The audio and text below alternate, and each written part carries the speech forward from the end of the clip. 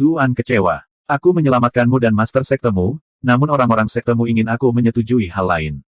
Bukankah itu terlalu jauh? Qiu Honglei sangat menyesal. Ini juga bukan yang saya inginkan, tetapi saya tidak berani memberitahu siapapun bahwa Anda menyelamatkan master sekte.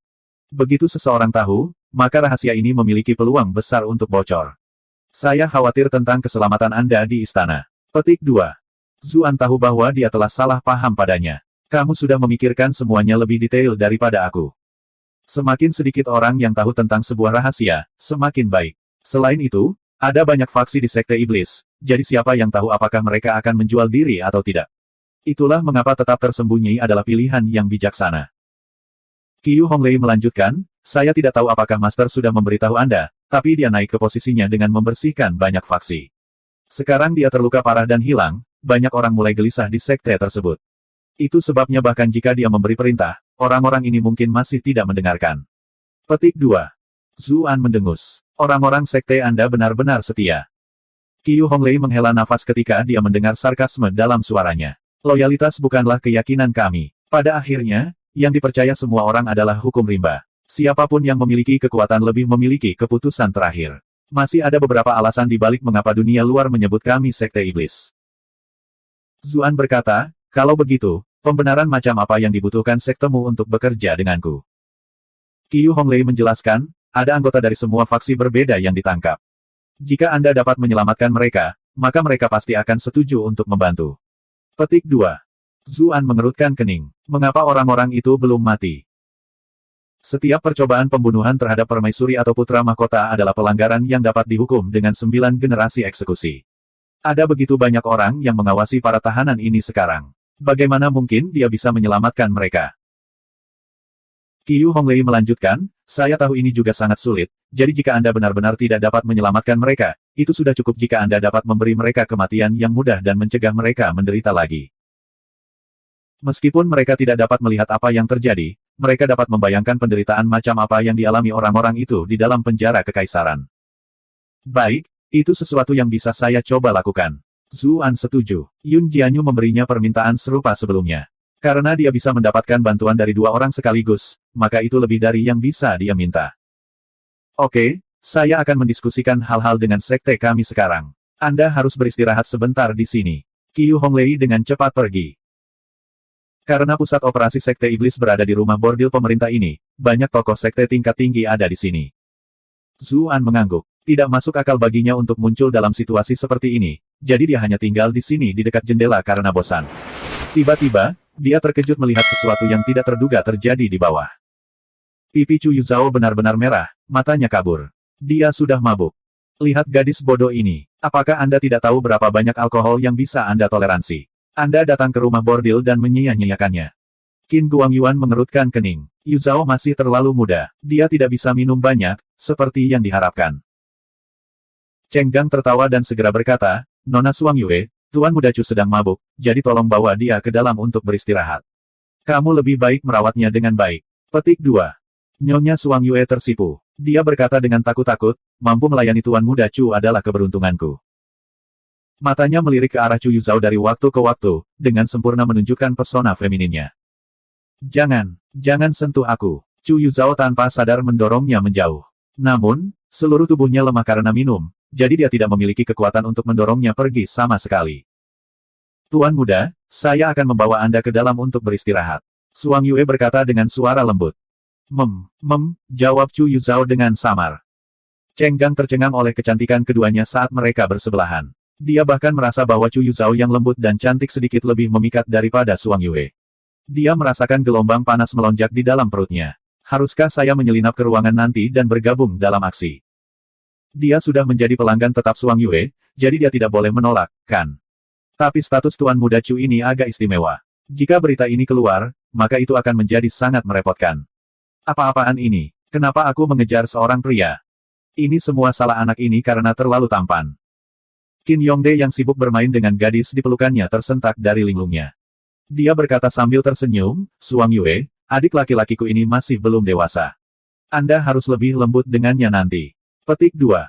Tidak, jangan, Chu Yuzhao bergumam, menolak tanpa sadar. Namun, suaranya yang lemah benar-benar diabaikan. Suang Yue menanggapi dengan senyum manis. Aku selalu lembut, oke. Bagaimana kalau saya memberi Tuan Muda Chu sedikit bonus nanti? Petik 2. Berbicara dengan cara seperti ini di rumah bordil pemerintah benar-benar dapat diterima. Benar saja, yang lain geli seperti yang diharapkan. Mereka semua tertawa terbahak-bahak. Suang Yue membawa Chu Yuzhao ke dalam. Mata Cheng Gang bergerak. Dia mengambil gadisnya dan berjalan menuju pintu masuk juga. Tuan Muda, tolong lanjutkan. Aku akan bersenang-senang dulu, hahaha. Vulgar, Qin Guangyuan dan Qin Yongde berkata bersamaan. Tapi mereka berdua tiba-tiba menemukan gadis-gadis di tangan mereka jauh lebih mempesona. Qin Yongde juga tidak bisa menahan diri lagi. Dia bangkit dengan tangan melingkari pinggang dua gadis. Bro, aku juga akan masuk ke dalam, haha. Wajah Qin Guangyuan menjadi gelap. Orang ini tidak memiliki kemauan sama sekali. Dengan status mereka, wanita cantik seperti apa yang belum pernah mereka temui sebelumnya. Apakah ada kebutuhan untuk terburu-buru seperti itu? Tuan Muda Qin benar-benar pria yang berpikiran stabil. Gadis di sebelahnya mengulurkan tangannya dan menggerakkan jarinya di sekitar dadanya.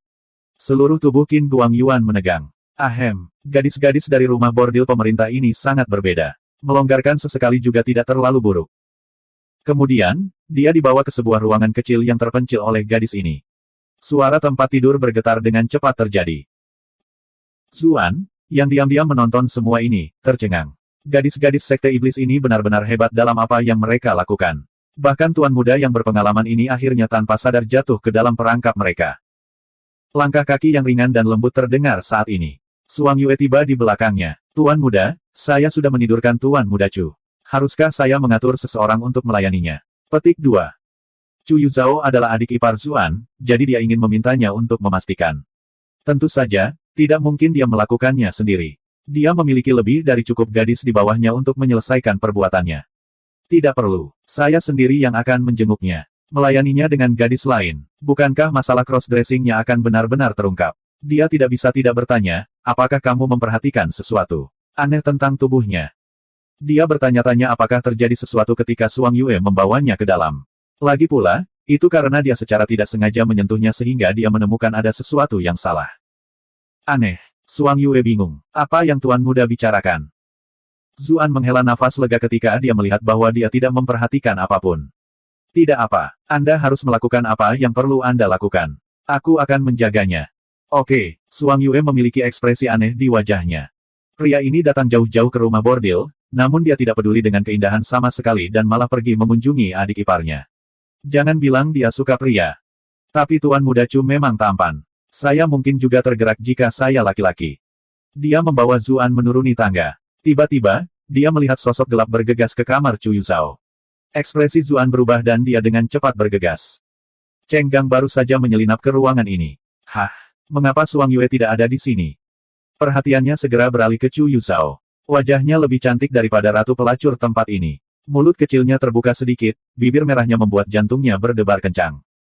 Persetan, aku hanya akan merasakan apa yang dirasakan pria lain saat itu. Cheng Gang merasa ada yang tidak beres. Dia tampak jauh lebih daripada biasanya. Biasanya, dia pasti akan merasa keberatan dengan statusnya, namun alkohol membuatnya membuang semua itu. Tuan Muda Chu tetap mabuk, dan dia hanya akan merasakan sedikit rasa sakit di bagian bawah besok. Dia tidak akan mencurigaiku sama sekali. Dia menelan ludah. Dia melepas pakaiannya, dan kemudian dia menerkam ke tempat tidur. Kemudian, sosoknya tiba-tiba membeku. Ia merasakan sebuah tangan mencengkram lehernya. Suara dingin yang menggigit terdengar. Kamu mencari kematian. Cheng Gang ngeri. Dia dengan cepat mengayunkan lengannya ke belakang. Namun, lehernya terasa sakit begitu dia mengayunkannya di tengah jalan. Kemudian, dia pingsan. Zuan melemparkan Cheng Gang yang lemas ke tanah. Dia merasa jijik ketika melihat seberapa tinggi selangkangannya. Dia menginjakan kakinya di atasnya. Bahkan saat tidak sadarkan diri, Cheng Gang masih meringkuk kesakitan seperti udang. Suang Yue menelan ludah. Pria ini benar-benar menentukan bagaimana mereka akan menghadapi konsekuensi dari ini setelahnya. Bab 652, Konfrontasi.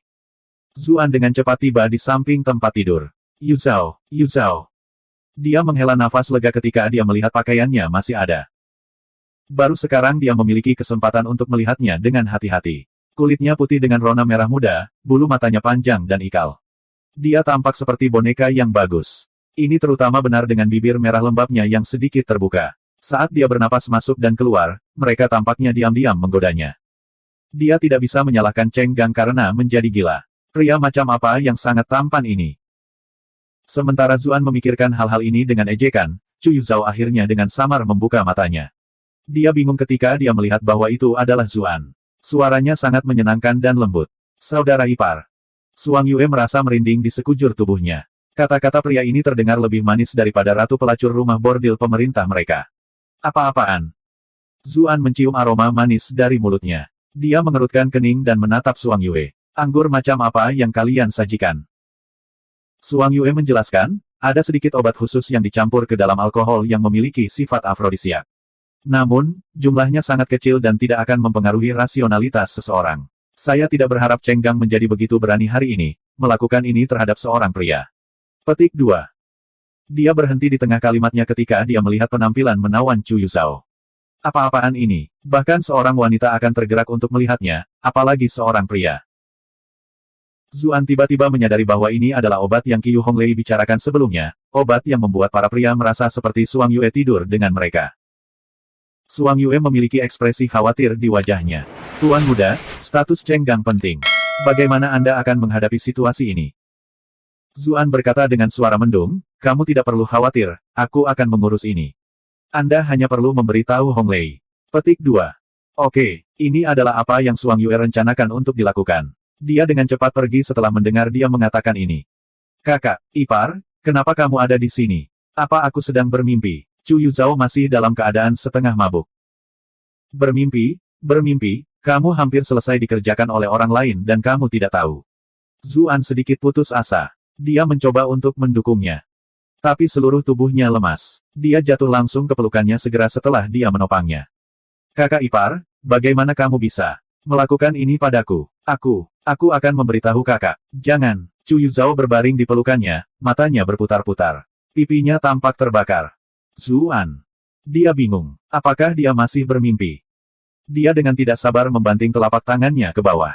Berat, apa yang kamu pelajari? Mimpi macam apa yang kamu impikan? Petik 2. Dia berpikir bahwa dia akan bangun dari tamparan ini, tetapi dia malah tersenyum bodoh dan berkata, kakak ipar, mengapa kamu memukulku? Apakah ini caramu bermain dengan kakak ipar juga? Zuan benar-benar tidak bisa berkata-kata sekarang. Gadis ini masih berpikir bahwa dia sedang bermimpi. Karena ketidakberdayaan, dia hanya bisa mengambil cangkir teh di sebelahnya. Dia ingin memercikkan ini padanya untuk membangunkannya, tetapi ketika dia melihat wajahnya yang sempurna, dia tidak bisa mengatur resolusinya. Karena itu, dia membantunya minum teh terlebih dahulu, lalu dia mencelupkan jarinya ke dalam teh sebelum menjentikannya ke wajahnya. Hah, iya, Chu Yuzhao akhirnya tampaknya telah bangun. Kakak ipar, itu benar-benar kamu. Kamu harus bersyukur ini aku, atau kamu akan sangat hancur sehingga kamu bahkan tidak akan bisa meneteskan air mata. Zuan mendengus kesal. Mengapa kamu di sini? Chu Yuzhao tidak melihat Cheng Gang. Dia tiba-tiba menyadari bahwa lengannya melingkari leher kakak iparnya dan melompat ketakutan. Dia dengan cepat mendorongnya menjauh. Orang cabul, lepaskan saya. Zuan. Dia hampir tertawa karena marah. Dia baru saja akan memberi pelajaran pada bocah ini ketika jendelanya pecah. Serangkaian energi pedang melesat ke dalam. Suhu ruangan ini turun beberapa derajat sekaligus. Dia menggigil. Dia berbalik dan dengan cepat menggunakan jari cemerlang, menggenggam pedang panjang pihak lain. Dia melihat siapa itu segera setelah dia akan membalas. Pakaiannya lebih bersih dari salju, rambutnya yang panjang berkibar-kibar di belakangnya. Dia tampak seperti Dewi Surgawi. Itu kamu. Itu kamu. Keduanya berkata bersamaan. Kakak, Chu Yuzhao dengan cepat berlari ke sisinya dan bersembunyi di belakangnya. Dia menatap Zuan dengan waspada. Kakak ini, cabul ini menggertakku. Dia akan memanggilnya saudara ipar lagi, tetapi dia tiba-tiba menyadari bahwa dia baru saja mengambil keuntungan darinya, jadi mengapa dia memanggilnya seperti itu? Apa yang sedang terjadi? Cucuyan menatap Zuan dengan bingung. Meskipun dia masih kesal dengan masalah pagi itu, dia menolak untuk percaya bahwa Zuan akan melakukan hal seperti ini. Melihat bahwa dia tidak langsung menyalahkannya, Zuan merasa hatinya melunak. Istri saya masih peduli dengan saya. Dia memutar matanya dan dengan tidak sabar menunjuk ke Cheng Gang di sebelahnya. Seorang crossdresser datang ke rumah bordil dan mabuk sampai dia berbaring di tempat tidur seperti babi mati. Tapi tidak peduli seberapa bagus pakaiannya, bahkan jika dia berpakaian seperti laki-laki, dia tetap saja menyalakan cabul ini. Dia menyelinap saat dia tidak sadar untuk bergerak, tapi aku menghentikannya. Bocah ini tidak memiliki rasa malu dan memfitnah dermawannya. Petik 2. Cheng Geng. Pada saat ini, Chu Yuzhao melihat yang ada di lantai. Ekspresinya berubah. Chu Chuyan memperhatikan darah di selangkangannya. Dia memiliki gambaran kasar tentang apa yang terjadi. Dia berbalik untuk mengkritik adiknya. Apa yang salah denganmu? Apakah tempat seperti rumah bordil pemerintah adalah tempat yang seharusnya Anda kunjungi? Wajah Chu Yuzhao menjadi pucat pasi. Dia menyadari betapa mengerikan situasi yang baru saja dia hindari. Di bawah kritik kakaknya, dia bergumam, kakak laki-laki tertua dan kakak laki-laki kedua memanggilku. Mereka mengatakan bagaimana kami para pria berstatus tinggi harus datang ke rumah bordil pemerintah. Saya khawatir mereka mungkin curiga, jadi saya mengikuti. Saya mengikuti untuk mendapatkan beberapa pengalaman. Dengan begitu, begitu orang lain menyebut rumah bordil pemerintah, saya juga akan menambahkan sesuatu. Zuan melihat keluar jendela. Mengapa saudara-saudara Qin tidak bereaksi setelah semua kebisingan di sini? Chu Chuyan tertawa karena marah.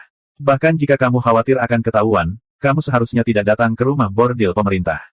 Apakah Anda tidak tahu tempat macam apa ini? Saya mendengar bahwa Anda mengikuti sepupu Anda di sini dan bergegas, namun saya masih selangkah terlambat. Syukurlah saudara iparmu ada di sini, kalau tidak. Dia tiba-tiba menatap Zuan dengan curiga. Benar, kenapa kamu di sini? Zuan tertawa malu, saya sedang menyelidiki sebuah kasus, jadi saya mengikuti Cheng Gang ke sini. Mengapa seorang pria yang jujur dan luar biasa seperti saya pergi ke tempat seperti rumah bordil pemerintah? Chu Chuyan tersenyum ketika dia mendengar bahwa dia tidak di sini untuk bermain-main. Namun, dia masih berkata dengan mendengus, siapa yang pergi bermain-main di Immortal Abode saat itu, dan kemudian berakhir dengan semua masalah Ratu Pelacur Qiyu Honglei? Zuan menilai dari kepahitan dalam suaranya ketika dia berbicara tentang Qiyu Honglei, dia tahu bahwa dia masih kesal tentang pagi ini. Dia dengan bijaksana menutup mulutnya. Chu Yuzhao berjalan dengan wajah merah. Terima kasih, saudara ipar. Zuan terkekeh dan berkata, saya tidak berani menerima itu. Di mata orang tertentu, aku hanyalah seorang cabul yang tidak baik. Chu Yuzhao meraih lengannya dan mulai mengayunkannya. Maaf, aku salah paham denganmu, kakak ipar. Kakak ipar adalah yang terbaik di dunia. Sekelompok sanjungan keluar dari mulutnya. Dia tahu bahwa dia sedang berusaha keluar dari situasi sulit ini, tetapi untuk beberapa alasan, dia menyukai hal-hal yang dia katakan. Zuan. Anak ini memiliki beberapa keterampilan. Dia memiliki kemampuan alami yang membuat orang lain sulit untuk marah padanya. Dibandingkan dengan Chu Chuyan yang dingin atau Chu Huanzhao yang tomboy, mengapa saudari ketiga ini begitu pandai menjilat? Tapi Anda masih cross-dressing sekarang. Pria yang bertingkah seperti ini sedikit. Chu Chuyan mengerutkan kening. Cukup, sudah cukup. Berapa umurmu? Berhenti menarik lengan kakak iparmu. Apakah kamu tidak malu? Tawa menawan tiba-tiba terdengar. Oh, Chu Fesmis adalah wanita yang cukup cemburu. Kau bahkan cemburu pada adikmu sendiri. Bulu halus Zuan berdiri. Meskipun dia senang bahwa dia memiliki begitu banyak teman dekat wanita, medan perang semacam ini terlalu menakutkan. Chu Chuyan tiba-tiba berbalik. Mengapa kamu di sini? Titik-titik terhubung di kepalanya. Mungkinkah dia diam-diam bertemu dengan Ah Su di sini? Wajahnya segera berubah sangat dingin. Anda telah berhasil mengendalikan Chu Chuyan untuk +404 +404 +404. Ah Su mengatur pertemuan denganku di sini, tentu saja. Qiyu Honglei berkata sambil tersenyum. Dia bersandar manis di bahunya. Ekspresi Chu Chuyan menjadi semakin dingin. Dia seperti gunung berapi yang akan meletus setiap saat. Bab 653, Kehebohan di Ibu Kota. Zuan merasa kulit kepalanya mulai kesemutan, dan dia dengan cepat mendorong Qiyu Honglei menjauh. Honglei, kenapa kamu harus bercanda seperti itu? Yang paling penting saat ini adalah mencari cara untuk keluar dari ini. Putra satu-satunya jenderal pengawal kiri telah lumpuh. Hal seperti itu pasti akan menyebabkan kegemparan besar. Qiyu Honglei tahu bahwa masalah ini hanyalah masalah, jadi dia tidak terus-terusan main-main. Saya sudah memastikan bahwa tuan muda dari klan Qin sama-sama tertidur. Mereka tidak akan bangun untuk beberapa waktu. Tidak heran tidak ada dari mereka yang bergegas, terlepas dari semua kebisingan. Dia awalnya berpikir bahwa mereka terlalu sibuk dengan gadis-gadis mereka sendiri untuk mengkhawatirkan hal-hal lain. Chu Chuyan mengerutkan kening. Dia jelas bingung bagaimana wanita ini bisa membuat sepupunya tertidur. Bagaimanapun, mereka juga luar biasa di antara rekan-rekan mereka. Namun, tidak ada yang penting saat ini. Dia menatap Cheng Gang. Katakan saja bahwa akulah yang melakukannya, katanya. Tidak peduli seberapa tangguh jenderal pengawal kiri, dia tidak bisa melakukan apapun pada klan Chu kita.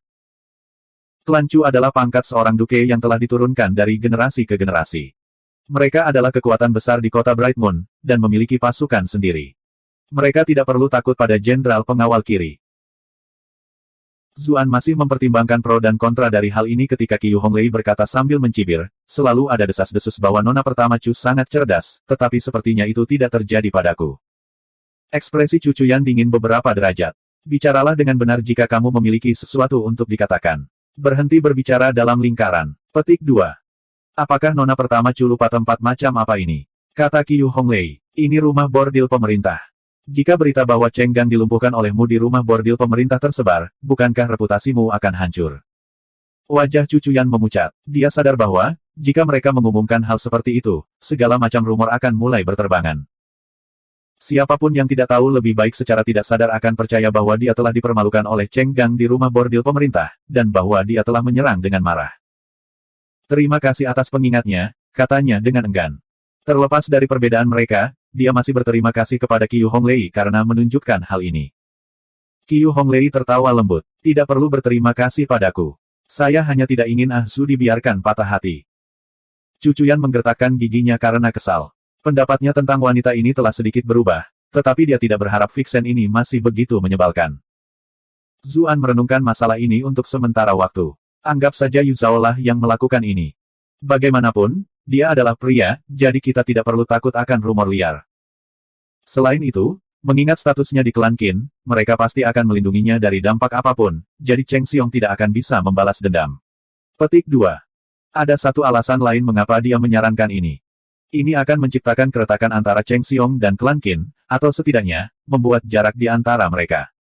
Dengan begitu, begitu sesuatu terjadi pada Cheng Xiong, klan Qin tidak akan terlalu bersemangat untuk membantu. Chu Chuyan sedikit tidak yakin, tapi dia tahu betapa seriusnya masalah ini, dan dia tidak akan membiarkan Zuan memprovokasi klan Cheng sendiri dan membuat musuh dari klan sebesar itu. Terutama karena dia telah membantu adik perempuannya sejak awal. Dia mengangguk. Oke. Setelah mengetahui kebenarannya, Chu Yuzhao sangat membenci Cheng Gang, dan tentu saja tidak keberatan dengan hal ini. Mereka menyelesaikan beberapa detail, dan hanya berpisah hingga larut malam. Mereka masing-masing memiliki tugas sendiri untuk diurus. Zuan memperhatikan bahwa Chu Chuyan ingin mengemukakan sesuatu yang lain beberapa kali, tetapi setiap kali ragu-ragu. Dia menyeka keringat dingin di dahinya. Syukurlah isu Cheng Gang telah mengalihkan perhatian mereka. Jika tidak, kedua wanita itu akan menyebabkan Armageddon. Dia harus lebih berhati-hati mulai sekarang. Memiliki seorang gadis yang menggantung di setiap lengan memang terasa luar biasa, tetapi dia benar-benar tidak bisa membiarkan mereka saling bertabrakan.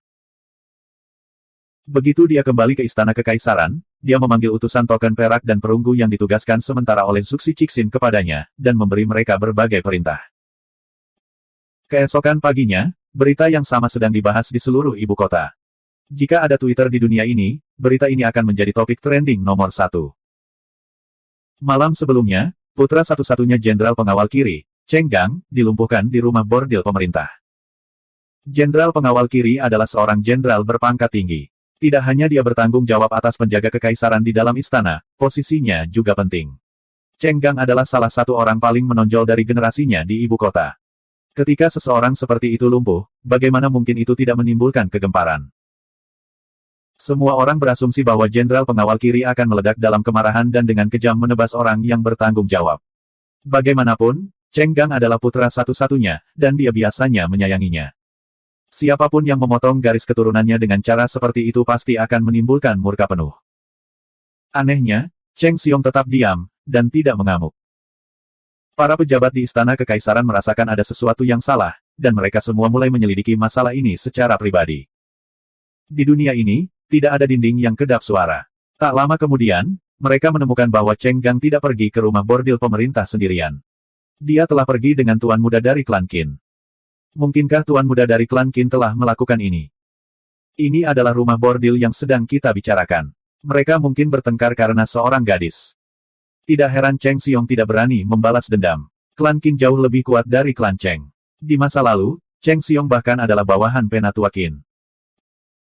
Para pejabat ini percaya bahwa mereka telah menemukan kebenaran, tetapi segera setelah itu, berita yang meledak-ledak keluar.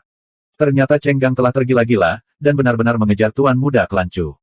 Pada akhirnya, tuan muda Chu inilah yang melumpuhkannya. Cheng Gang benar-benar menyukai pria.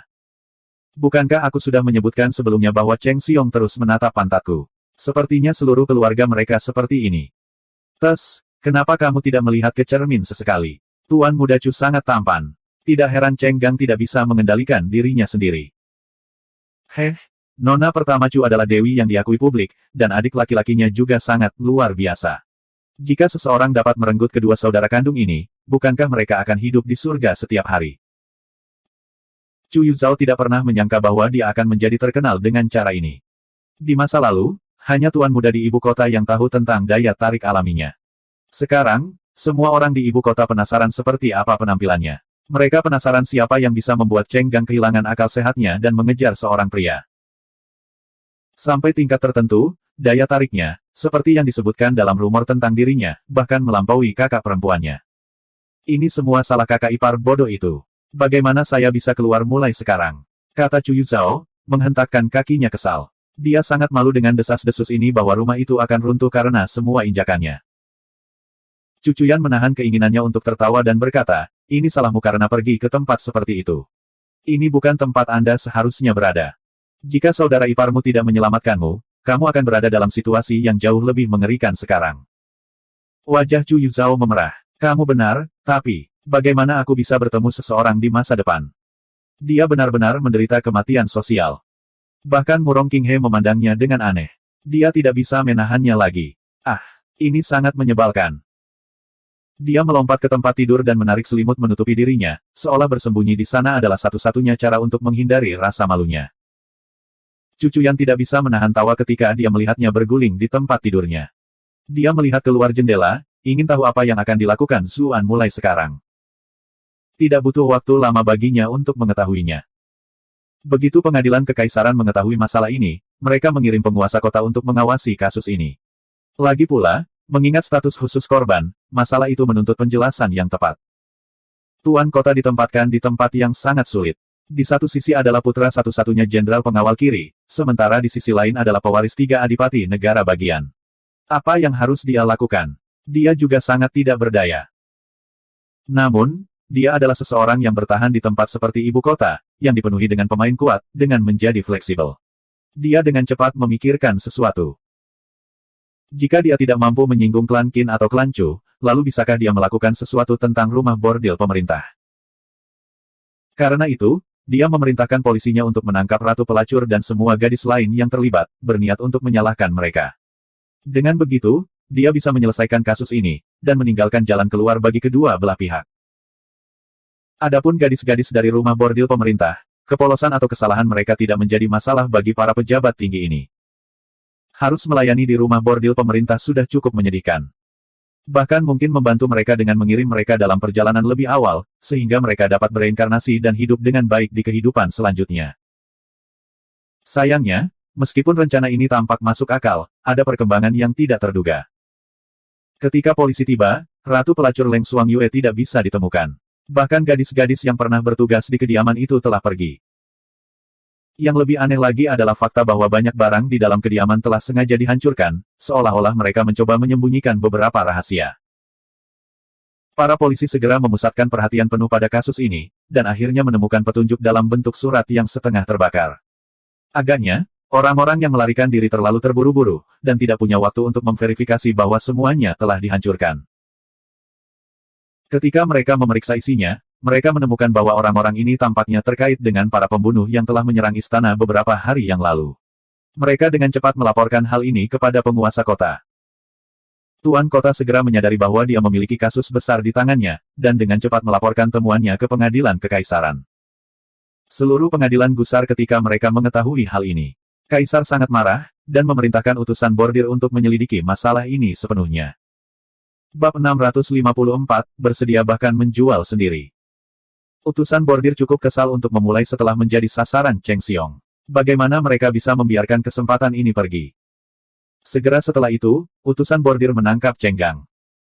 Pada awalnya, Cheng Gang bersikeras bahwa dia tidak tahu apa-apa, tetapi semua orang tahu bahwa dia dekat dengan Ratu Pelacur Xuang Yue itu, tinggal di sisinya hampir setiap malam. Siapa yang akan percaya padanya jika dia mengatakan bahwa mereka tidak ada hubungannya satu sama lain? Utusan bordir dengan demikian melakukan penyiksaan, spesialisasi mereka, untuk memberi pelajaran kepada Cheng Gang. Kemudian, pengakuan diperoleh dari Cheng Gang di bawah siksaan. Dia mengaku membocorkan berita kepada si pembunuh, dan itulah sebabnya para pembunuh bisa menyerang dengan mudah.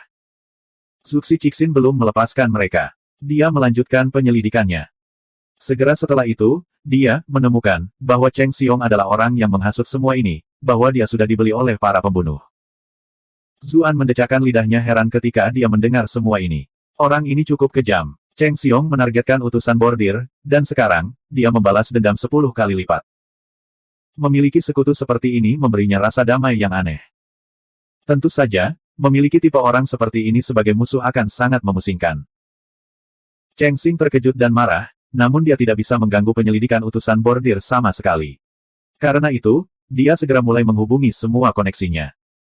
Bagaimanapun, dia adalah salah satu personel penting Raja Qi.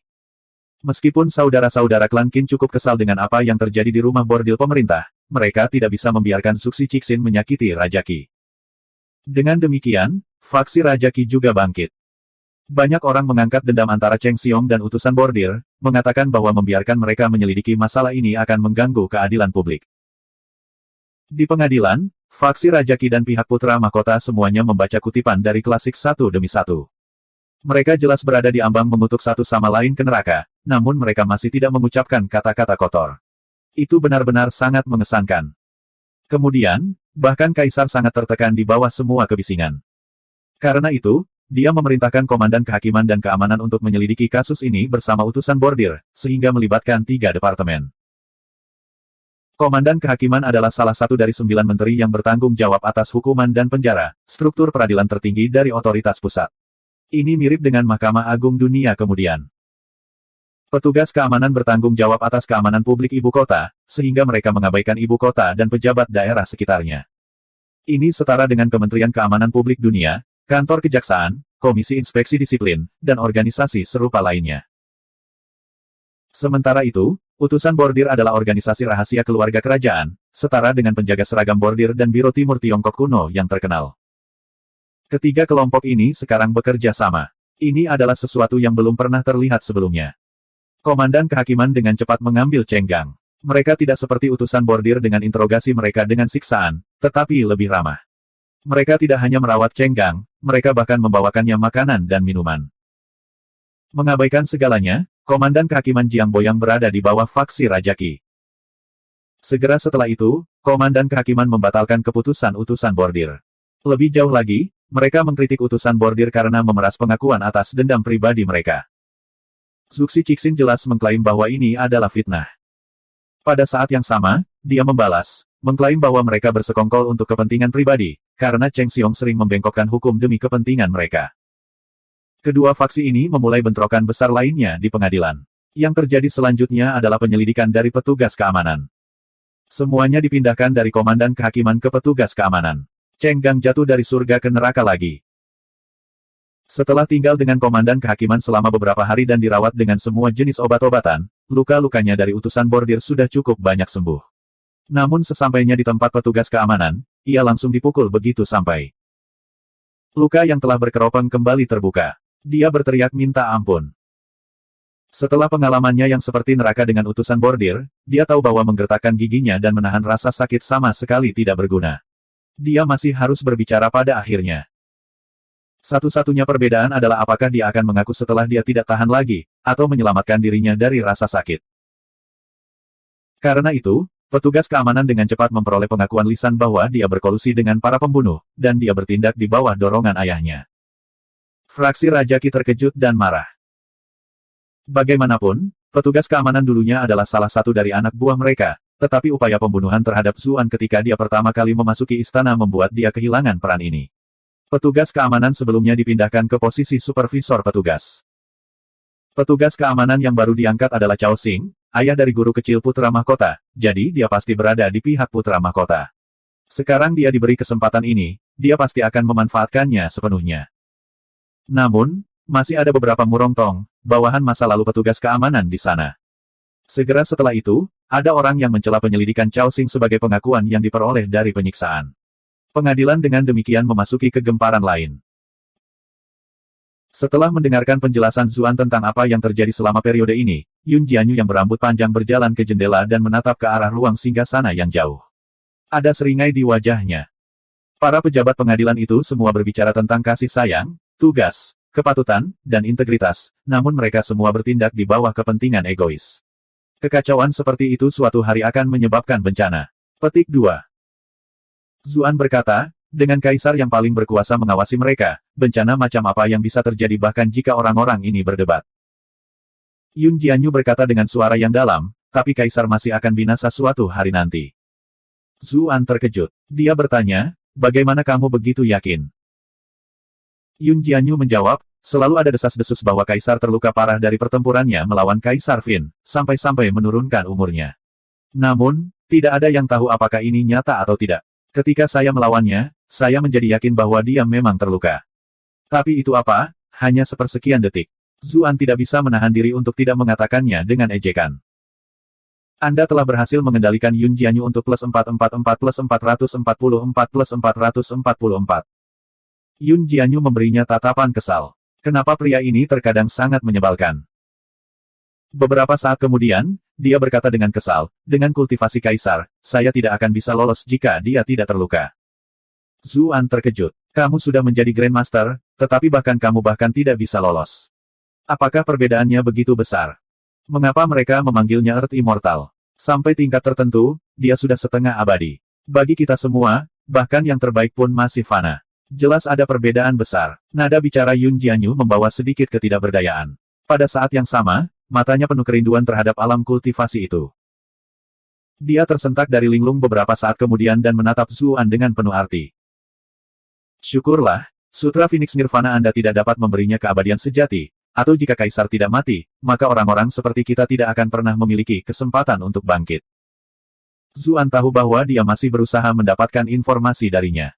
Karena itu, dia menjawab, tenang, dia tidak bisa mendapatkan keabadian melalui Sutra Phoenix Nirvana saya.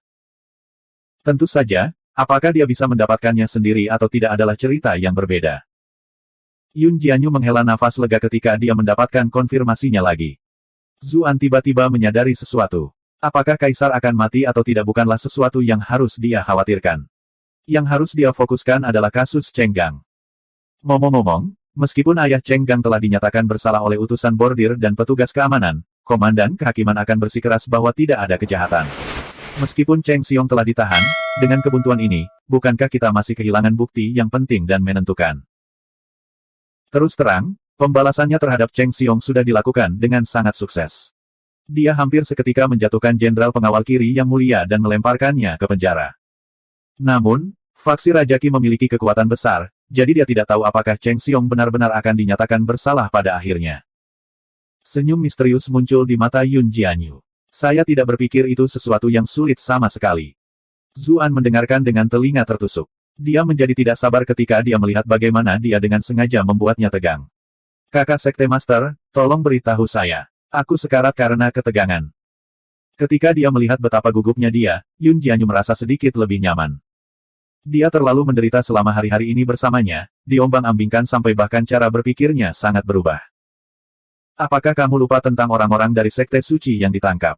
Kata Yun Jianyu. Buktinya selalu ada. Kami hanya harus melihat apakah Anda akan memanfaatkannya atau tidak. Petik 2.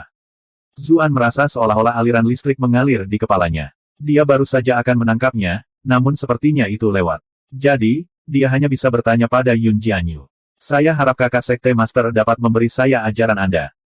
Yun Jianyu tampak puas dengan sikapnya. Dia kemudian berkata, temukan cara untuk menghubungi mereka. Selama mereka mengaku berkolusi dengan Cheng Xiong, maka Cheng Xiong pasti akan mati. Zuan menatap Yun Jianyu dengan rumit. Wanita ini sangat kejam sehingga dia bahkan akan menjual orang-orangnya sendiri. Para tawanan itu sudah ditakdirkan, namun dia masih ingin memanfaatkan mereka sebaik mungkin bahkan sebelum mereka mati.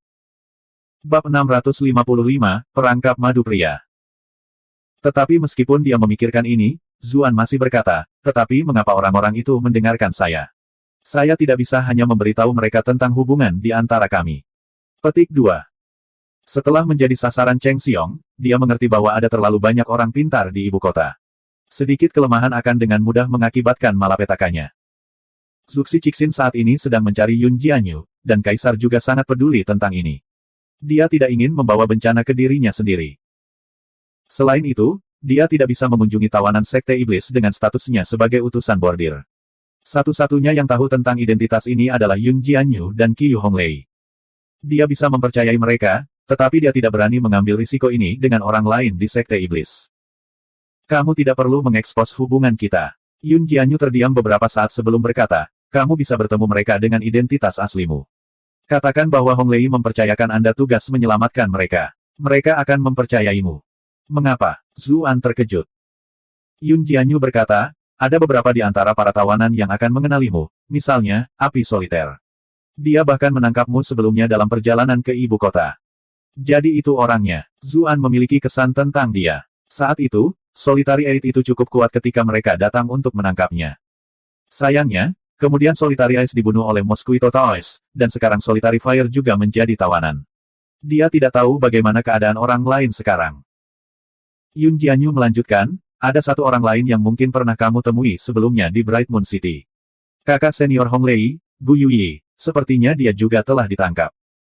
Ah, pria itu. Aku ingat dia. Zuan ingat bahwa dia bahkan mencoba berpura-pura menjadi Chen Xuan. Pada akhirnya, yang palsu bertemu dengan yang asli. Dia dipukuli cukup parah saat itu.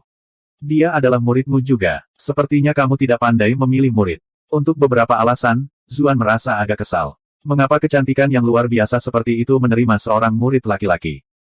Saya memiliki beberapa murid seperti dia. Yun Jianyu memutar matanya. Sekte suci berakar di banyak tempat yang berbeda, jadi wajar saja jika aku menumbuhkan kekuatanku sendiri untuk memperkuat posisiku. Menerima murid adalah salah satu cara termudah untuk membuat orang lain berada di bawah sayapku, jadi mengapa tidak? Zuan menghela nafas dan berkata, menjadi muridmu sungguh menyedihkan. Mereka semua ada untuk digunakan. Saya sangat mengasihani Honglei saya. Petik 2. Yun Jianyu berkata dengan tenang, fakta bahwa mereka menjadi muridku berarti mereka memperoleh lebih banyak sumber daya daripada sebelumnya. Apa yang menyedihkan tentang melakukan apa yang seharusnya mereka lakukan? Selanjutnya, Honglei berbeda dari yang lain, dia adalah murid inti saya. Hanya dia sendiri yang mengolah rahasia kultivasi saya yang sebenarnya. Petik 2. Zuan memutar matanya. Akan lebih baik jika kamu tidak meneruskan teknik wanita bodohmu yang belum menikah. Dia tiba-tiba memikirkan sesuatu. Yun Jianyu mengolah godaan iblis surgawi. Nama skill ini sepertinya mirip dengan salah satu skill Daji. Apakah mereka memiliki semacam koneksi? Mereka berdua teknik yang menawan. Mungkin mirip. Apa? Telah melakukan. Anda mengatakan, ketika dia mendengar kata-kata wanita bodoh yang belum menikah, kelopak mata Yun Jianyu melompat. Anda telah berhasil mengendalikan Yun Jianyu untuk plus 999 plus 999 plus 999. Jelas bahwa kata-kata ini memiliki kekuatan penghancur yang luar biasa terhadapnya. Zuan buru-buru mengubah topik pembicaraan. Ngomong-ngomong, ketika aku menyelamatkan Honglei, aku melihat salah satu ahli sektemu ditangkap oleh Cheng Xiong. Dia tampaknya menjadi orang yang bertarung melawan guru putra mahkota yang lebih rendah di Istana Timur saat itu. Petik 2. Yun Jianyu tidak bisa tetap marah ketika dia mendengar bahwa dia sedang membicarakan sesuatu yang penting. Dia menjawab, dia adalah sesepuh sekte kami Sun Luzhen. Dia adalah orang terhormat yang juga setia dan berbakti kepadaku. Sedikit melankolis muncul di antara alisnya ketika dia berbicara tentang dia. Dia menderita kerugian besar kali ini selama pembunuhan istana kekaisaran ini. Saya dapat memberitahu. Zuan ingat bagaimana Sun Luzhen memiliki kesempatan untuk melarikan diri, namun dia membiarkan dirinya ditangkap demi keselamatan Qiyu Honglei. Dia tidak bisa tidak berkata, menurut apa yang saya tahu, Sekte Iblis Anda memiliki banyak individu yang kuat. Mengapa hanya sejumlah orang yang bergabung dalam operasi ini? Dia ingat Qiyu Honglei menyebutkan bahwa ada wakil pemimpin sekte, utusan kiri dan kanan, raja, tetua, dan 8 soliter. Dia tidak melihat raja atau utusan ini selama serangan ini. Yun Jianyu menghela nafas. Sudah saya katakan sebelumnya bahwa sekte kami memiliki banyak faksi. Meskipun saya adalah pemimpin sekte, saya tidak dapat memutuskan banyak hal dengan kata-kata saya sendiri. Pembunuhan di Istana Kekaisaran adalah sesuatu yang tidak disetujui banyak orang. Meskipun saya menjalankan rencana ini dengan menggunakan otoritas saya sebagai Master Sekte, faksi lain tidak terlalu antusias tentang masalah ini. Saya hanya bisa membuat mereka menahan bala bantuan musuh. Saya dan orang-orang pribadi saya adalah satu-satunya yang melakukan operasi utama. Zuan mendengus. Aku tidak menyangka bahkan seorang Grandmaster sepertimu masih harus menjalani kehidupan yang tertahan seperti itu. Yun Jianyu berkata dengan kesal, Kaisar adalah nomor 1 di dunia, namun masih ada begitu banyak hal yang dia tidak berdaya sebelumnya. Bagaimana mungkin seseorang yang hidup di dunia ini memiliki segalanya sesuai keinginannya? Zuan memberinya tatapan khawatir. Lalu menurut apa yang kamu katakan, kamu telah kehilangan banyak orang pribadimu selama serangan ini.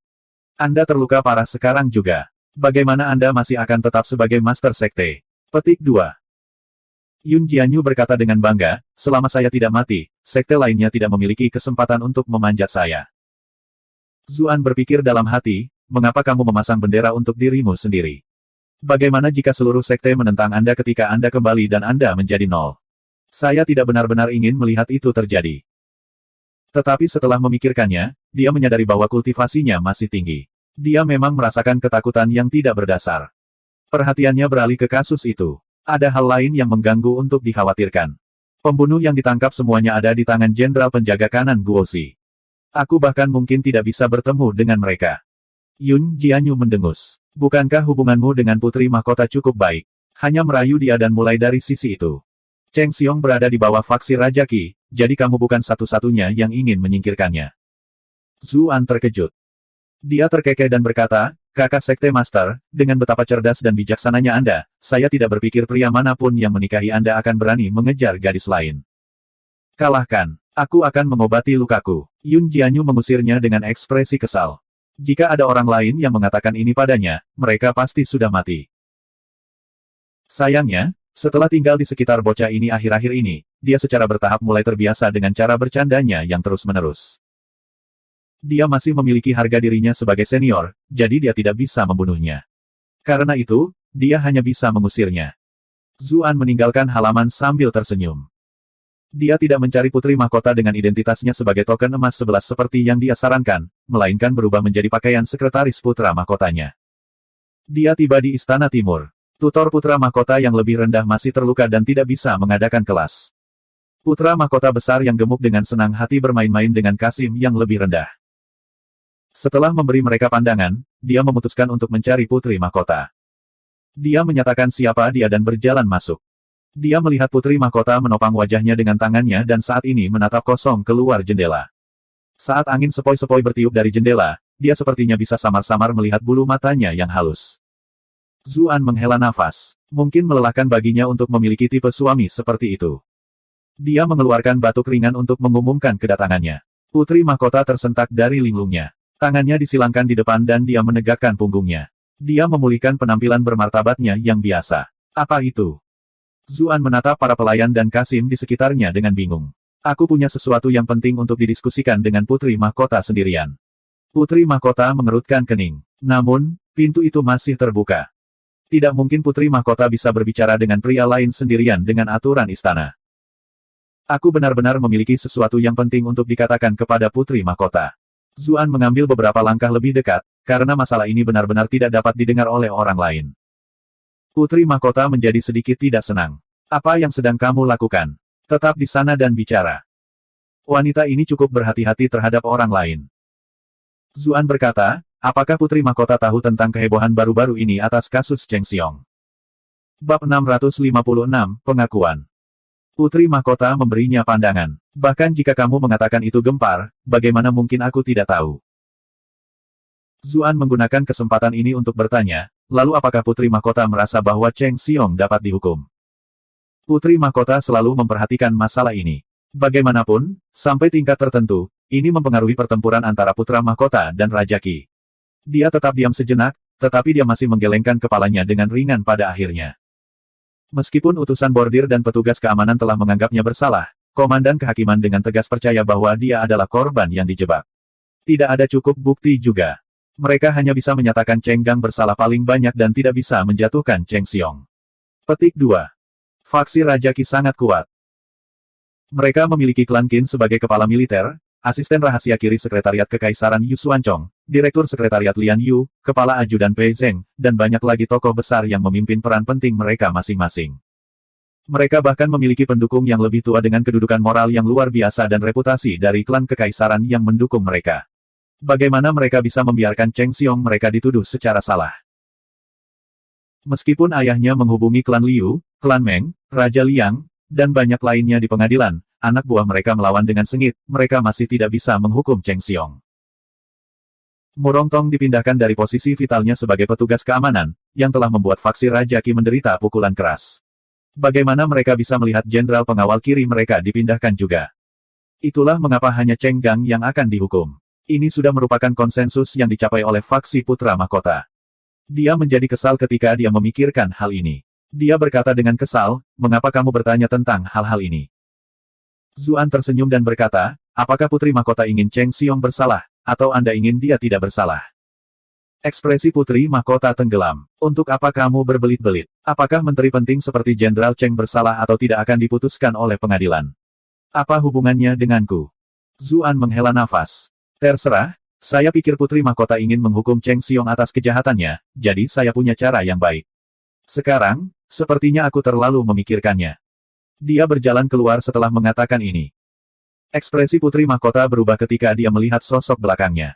Pada akhirnya, dia berkata, tunggu, apakah kamu benar-benar punya cara?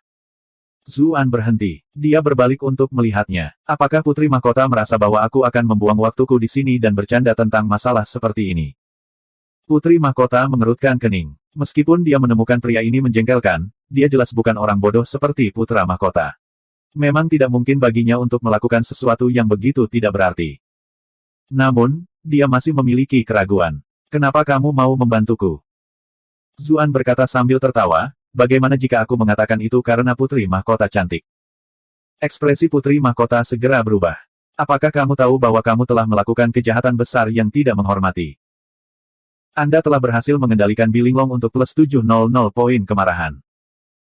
Zuan melihat bahwa meskipun dia marah, dia tidak memanggil pengawal kekaisaran. Syukurlah ini adalah wanita yang tahu bagaimana menimbang pro dan kontra. Putri Mahkota, tolong jangan marah. Sebenarnya, alasan saya untuk membantu Anda sangat sederhana. Apakah Putri Mahkota sudah melupakan identitasku saat ini? Identitasmu? Putri Mahkota tercengang. Kemudian, dia ingat bahwa dia adalah sekretaris Putra Mahkota. Dia seharusnya sudah menjadi bagian dari faksi Putra Mahkota. Dia jelas harus membantu Putra Mahkota demi masa depannya sendiri. Dengan demikian, dia merasa lega. Meskipun aku mempercayai motifmu, aku meragukan kompetensimu. Zuan merendahkan suaranya. Yang saya butuhkan hanyalah Putri Mahkota untuk membantu saya mengatur pertemuan dengan para pembunuh yang ditangkap. Selain mencegah statusnya sebagai Sir Eleven terungkap, alasan lain mengapa dia bertemu Putri Mahkota dengan identitas ini adalah karena dia ingin meningkatkan statusnya di dalam Istana Timur. Dia tidak ingin menjadi teman belajar si gendut bodoh selamanya. Hanya dengan membiarkan Putri Mahkota dan kekuatan di belakangnya mengetahui nilainya, lebih banyak rencana akan berjalan. Temui para pembunuh itu. Putri Mahkota bingung. Zuan berkata, Putri Mahkota seharusnya memiliki cara untuk meyakinkan Jenderal Penjaga Kanan Guo Zi, kan? Semua pembunuh itu berada di bawah manajemennya sekarang. Orang normal tidak bisa bertemu dengan mereka. Jenderal pengawal kiri sudah menjadi seseorang di bawah faksi Raja Qi. Kecuali Kaisar tiba-tiba kehilangan akal sehatnya, tidak mungkin dia akan membiarkan Jenderal Penjaga Kanan berada di faksi Raja Qi juga. Putri Mahkota mengerutkan kening. Apa yang ingin kamu lakukan dengan mereka? Zuan menggelengkan kepalanya. Aku tidak bisa memberitahumu sekarang, karena jika aku memberitahumu, maka itu tidak akan berhasil. Putri Mahkota akan mengerti semuanya nanti. Putri Mahkota memberinya pandangan. Dia mulai berpikir sendiri. Beberapa saat kemudian, bibir merahnya terbuka lagi. Baiklah, aku bisa mengatur pertemuan. Namun, jika Anda berbohong kepada saya akan melaporkan kekasaran Anda kepada Kaisar. Bahkan makhluk abadi pun tidak akan bisa menyelamatkanmu saat itu. Petik 2. Zuan tersenyum. Aku tidak akan mengecewakan Putri Mahkota. Putri Mahkota kemudian mengatur agar para penjaga membawa Zuan ke penjara.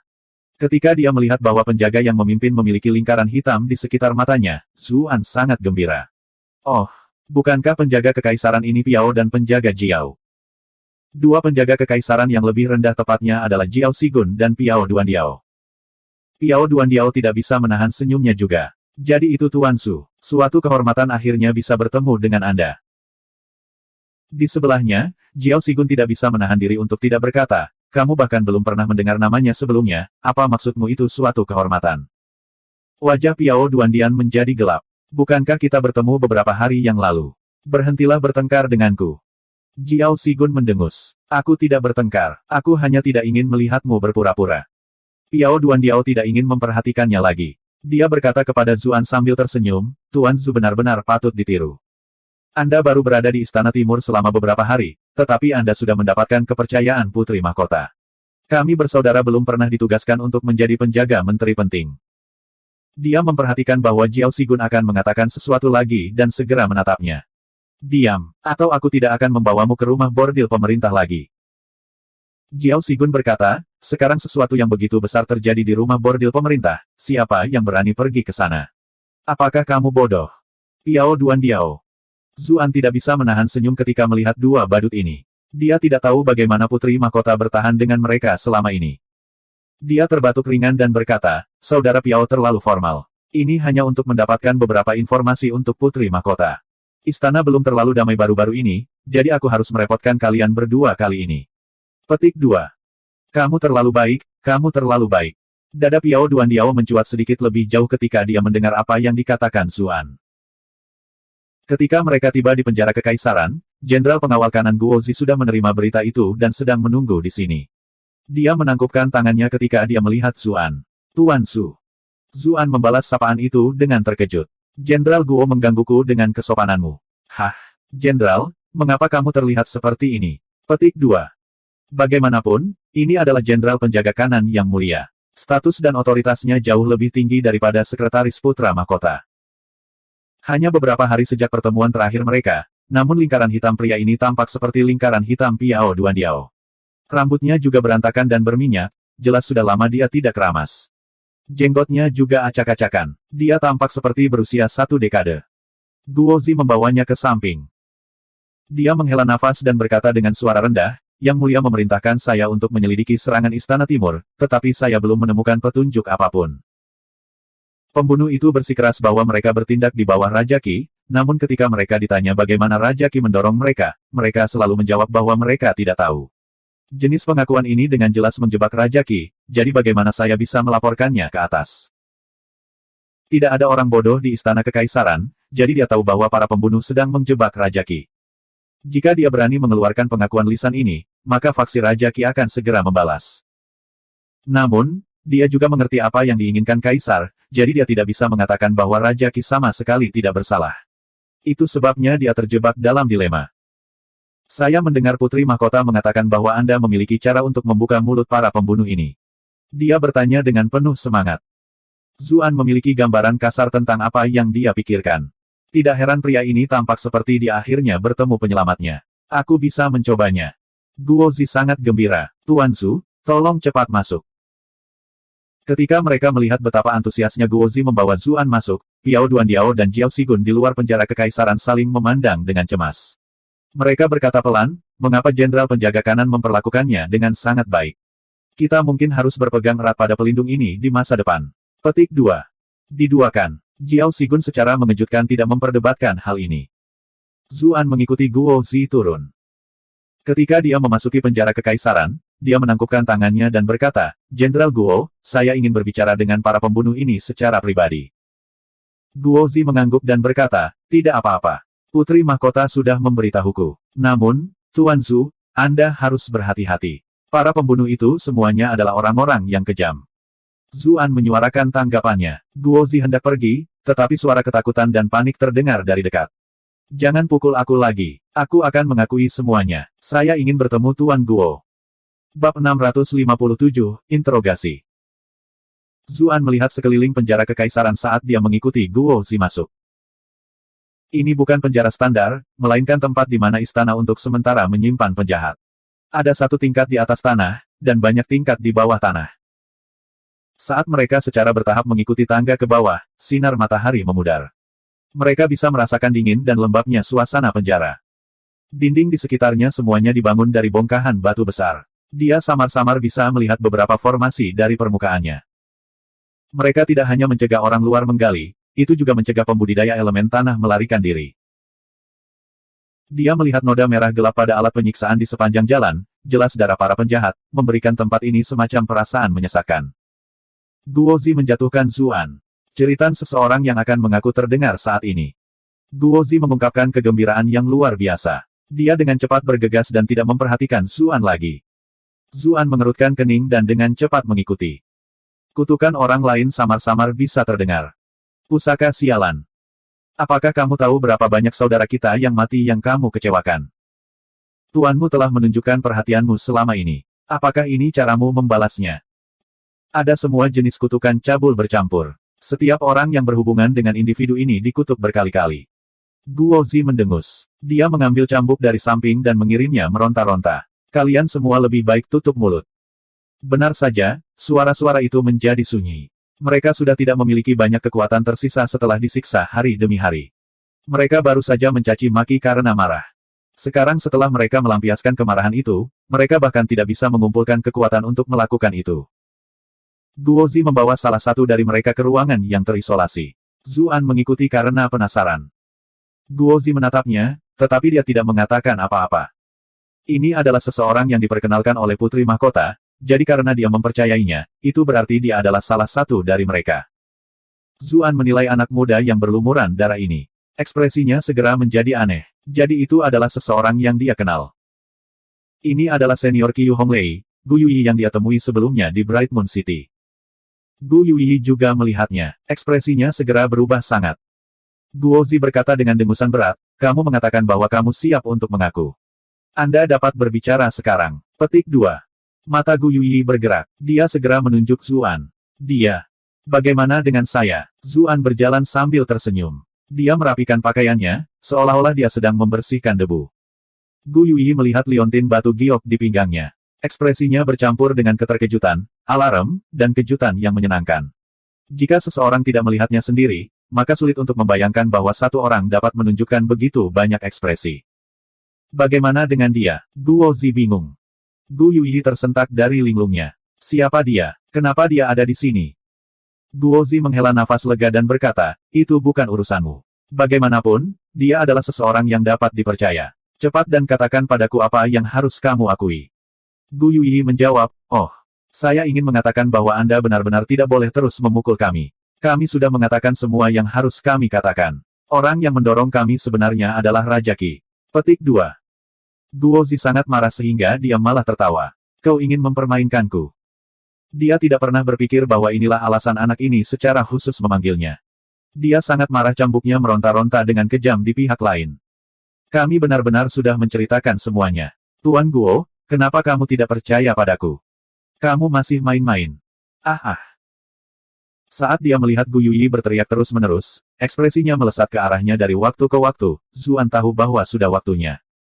Dia terbatuk ringan dan berkata, Jenderal Guo, bagaimana kalau Anda membiarkan saya mencoba orang-orang malang yang menyedihkan ini?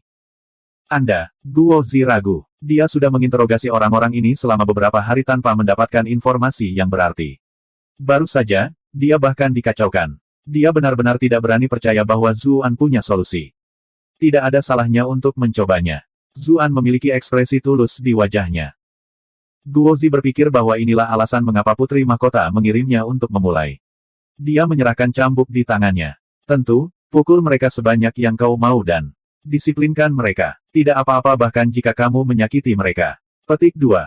Kelopak mata Zuan melompat. Bisakah orang ini tidak berhenti pada saat-saat aneh seperti itu? 1. Ketika Guozi pergi, Zuan membawa Gu Yuyi yang benar-benar lemas kembali ke selnya. Ada banyak orang terikat pada rak kayu dan saat ini mengalami siksaan dari para sipir. Salah satunya kurus dan tinggi, rambutnya agak merah. Dia adalah api soliter yang dia temui sebelumnya dalam perjalanan ke ibu kota. Ada orang lain yang memiliki cambang panjang. Meskipun dia berada di balik jeruji besi, masih ada aura berani dan kuat yang datang dari ekspresinya.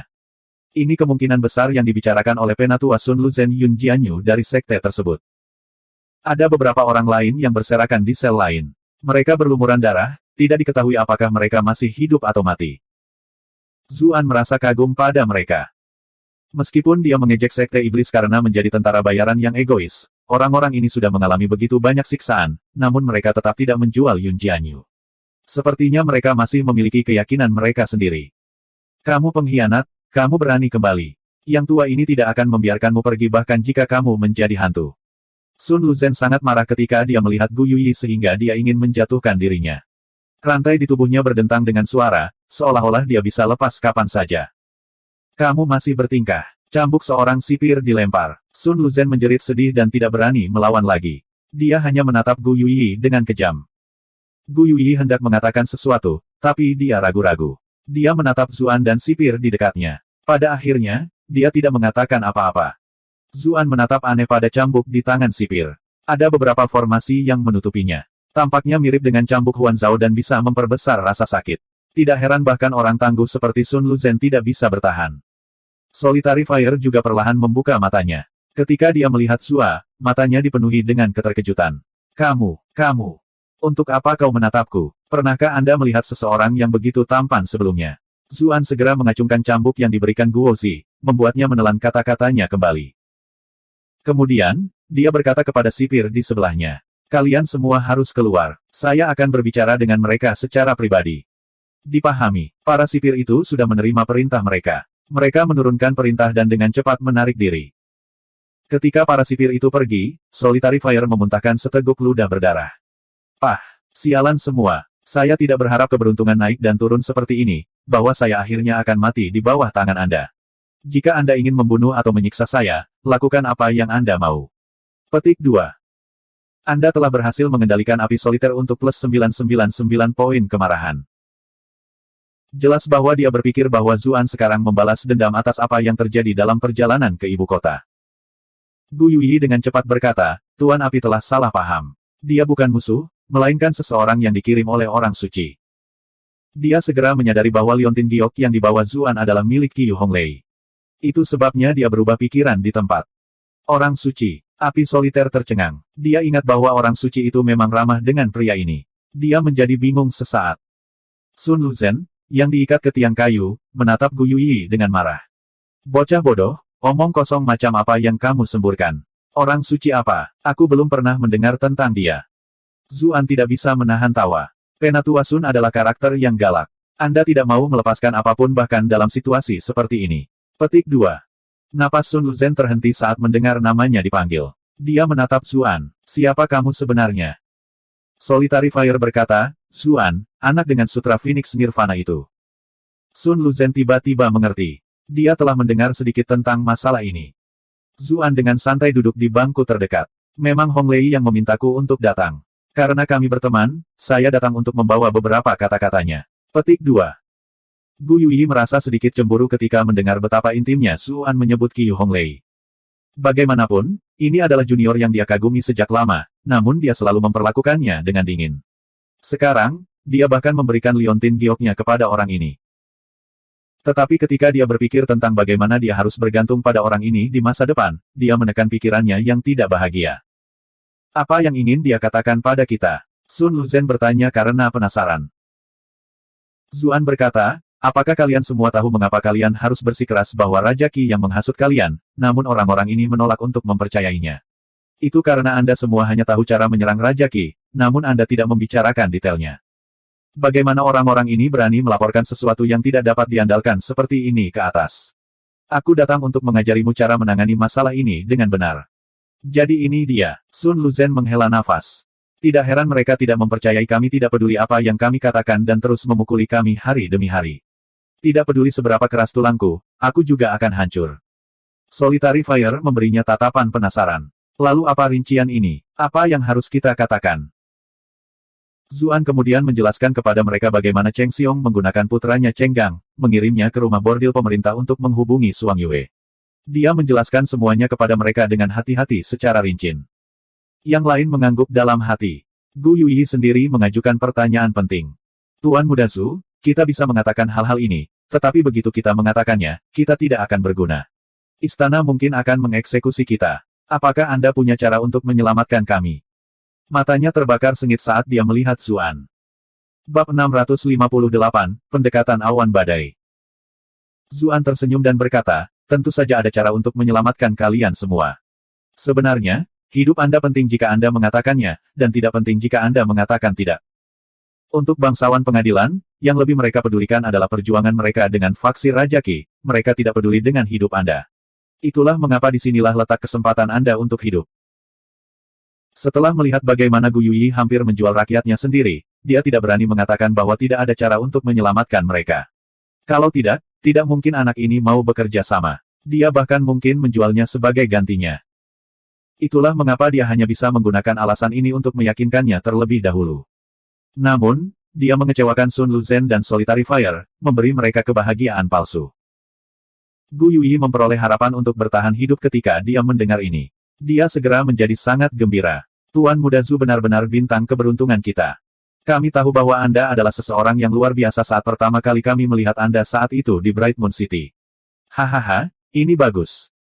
Dia sangat bersemangat sehingga sulit baginya untuk berbicara.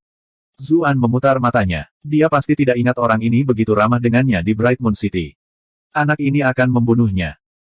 Sun Luzhen berkata, terima kasih Tuan Muda Zhu karena tetap setia dan membantu kami. Saya tidak tahu bagaimana membalas kebaikan ini. Solitary Fire berkata, saya telah menyinggung Anda sebelumnya dalam perjalanan ke ibu kota. Tuan Muda Zhu, tolong jangan pedulikan pelanggaran orang kecil seperti saya. Yang ini akan berterima kasih selamanya. Keinginan untuk bertahan hidup adalah naluriah. Jika mereka tidak harus mati, maka itu jelas merupakan solusi terbaik. Tuan terlalu sopan. Maafkan aku karena tidak bisa mengobati lukamu, kalau tidak mereka akan curiga. Zuan meminta maaf. Dia akan merasa tidak enak jika dia tidak bisa menyelamatkan mereka, namun dia sama sekali tidak berdaya untuk menyelamatkan mereka. Cedera kecil ini bukan apa-apa. Mereka semua tertawa. Apa yang paling ditakuti manusia adalah kurangnya harapan. Sekarang mereka tahu bahwa ada peluang untuk diselamatkan, mereka tidak terlalu peduli betapapun terlukanya mereka. Setelah mendiskusikan detailnya dengan mereka, Zuan meninggalkan mereka untuk memberitahu Guozi. Guozi terkejut ketika dia mendapatkan pengakuan mereka. Dia hanya mengizinkan Zuan untuk mencobanya. Dia tidak berharap orang ini benar-benar membuka mulut mereka. Yang lebih sulit dipercaya adalah bahwa mereka benar-benar mengakui hubungan mereka dengan Cheng Xiong. Ekspresinya menjadi sangat rumit. Tuan Zhu, apakah ini benar-benar yang mereka katakan? Zuan tersenyum. Apakah itu penting? Guozi dengan cepat menyadari sesuatu. Benar, ini sama sekali tidak penting. Fraksi Putra Mahkota berusaha menemukan cara untuk berurusan dengan Raja Qi. Dia juga secara kasar menebak niat yang mulia. Cheng Xiong seharusnya ditangani sejak awal. Sekarang, satu lagi sakit kepalanya ditangani. Ini adalah berita bagus. Dia segera menjadi terinspirasi ketika dia memikirkan hal ini. Terima kasih, Tuan Zhu. Tuan Zhu pasti akan menjadi subjek kelas 1 setelah masalah ini berlalu. Petik 2. Semua ini diselidiki oleh Tuan Guo. Itu tidak ada hubungannya denganku. Zuan berkata dengan senyum penuh arti. Guozi tercengang, tetapi dia segera menyadari apa yang terjadi. Pihak lain tidak ingin mengungkapkan bakatnya. Dia malah memberi saya semua kontribusi. Tetapi ketika dia memikirkannya, ini juga masuk akal. Latar belakang Zuan masih dangkal, jadi menyinggung faksi Raja Qi dengan sangat buruk belum tentu merupakan hal yang baik. Namun, ini benar-benar berbeda baginya. Dengan statusnya, dia dapat dengan sempurna mencerna semua kontribusi ini. Dia tidak perlu khawatir tentang pembalasan Raja Qi sama sekali. Dia sangat gembira pada pergantian peristiwa. Saudara Zhu membawakan saya hadiah yang luar biasa. Jika ada yang bisa saya lakukan untuk membantu saudara ini, katakan saja padaku. Petik 2. Tentu saja, dia masih harus menginterogasi mereka sendiri sekali lagi untuk memastikan. Namun, kata-katanya saat ini masih tulus. Zuan mencibir ke dalam. Anda mengatakan tuan ini tuan itu beberapa saat yang lalu, dan sekarang kita tiba-tiba bersaudara. Saudara Guo berbicara terlalu serius. Saya akan membutuhkan Sir Guo untuk menjaga saya di istana di masa depan. Dia mengikuti ini, memanggilnya saudara juga. Meskipun teman-teman cuaca cerah ini tidak dapat diandalkan di saat krisis, mereka masih bisa membantu dalam beberapa hal kecil ketika kepentingan selaras. Baginya, ini sudah cukup. Mereka berdua mengobrol dengan gembira di jalan keluar. Piao Duandiao dan Jiao Sigun benar-benar tercengang ketika mereka melihat seberapa dekat keduanya. Dalam perjalanan kembali, Piao Duandiao tidak bisa tidak bertanya, Tuan Zhu, apakah Anda sudah mengenal Tuan Guo? Zuan menggelengkan kepalanya. Sama sekali tidak. Lalu kenapa dia terdengar sangat antusias saat berbicara denganmu? Jiao Sigun bertanya dengan rasa ingin tahu. Zuan tertawa dan berkata, apa yang bisa saya katakan, saya pria yang ramah secara alami. Bukankah kalian berdua merasa dekat denganku saat pertama kali bertemu denganku juga? Tentu saja, tentu saja. Piao Duandiao tertawa meminta maaf. Hanya seorang idiot yang akan membantah dalam situasi seperti ini. Jiao Sigun juga menyuarakan persetujuannya. Dia tidak melakukan ini secara salah, tetapi karena dia benar-benar merasa sangat dekat dengan orang ini. Itu benar-benar aneh. Mereka seharusnya tidak bertemu sebelumnya, jadi mengapa mereka merasa begitu dekat? Mereka berdua berpikir dalam hati, bahkan Putri Mahkota begitu cepat menganggapnya penting, jadi sangat wajar bagi kami untuk merasa dekat dengannya. Mereka kembali ke Istana Timur, dan kemudian Zuan melaporkan hasilnya kepada Putri Mahkota. Putri Mahkota langsung tercengang. Dia dengan cepat memanggil ajudan terpercayanya untuk mengatur rencana mereka berikutnya. Sementara itu, Zuan dengan santai menunggu drama yang bagus terungkap. Dia kembali untuk memberitahu Yun Jianyu tentang situasi saat ini terlebih dahulu. Ketika dia mendengar bahwa Sun Luzhen dan yang lainnya sudah disiksa sampai-sampai mereka hampir tidak terlihat seperti manusia lagi, Yun Jianyu menarik napas dalam-dalam. Akulah yang menyakiti mereka. Dia bahkan memiliki keinginan untuk bergegas ke penjara untuk menyelamatkan mereka. Namun, dia dengan cepat menolak pemikiran ini. Kaisar sudah kembali ke istana, dan dia belum sepenuhnya pulih. Mengisi ke penjara kekaisaran sama sekali tidak ada artinya. Zuan melanjutkan, muridmu itu akan menumpahkan segalanya. Dia kemudian memberitahunya tentang bagaimana dia kebetulan melihat Gu Yuyi hampir mengkhianatinya. Kemudian, dia berkata, meskipun aku menipunya dengan mengatakan bahwa mereka dapat diselamatkan, dia tidak akan tertipu selama itu. Dia akan menjadi masalah cepat atau lambat. Ekspresi Yun Jianyu menjadi dingin. Kalau begitu bunuh saja dia agar dia tidak pernah bisa berbicara. Zuan tercengang. Ini adalah muridmu sendiri yang aneh. Kau akan membunuhnya begitu saja. Dia menatap wanita berambut panjang ini. Dia kemudian menyadari bahwa ini adalah Master Sekte Iblis yang legendaris, seorang pembunuh berdarah dingin. Selama sesi pengadilan pagi hari berikutnya, pejabat putra mahkota dengan cepat mengangkat kasus Cheng Gang. Ini tentu saja melibatkan Cheng Xiong. Anak buah Raja Qi bersikeras membela Cheng Xiong, sejauh mereka bersedia meninggalkan Cheng Gang.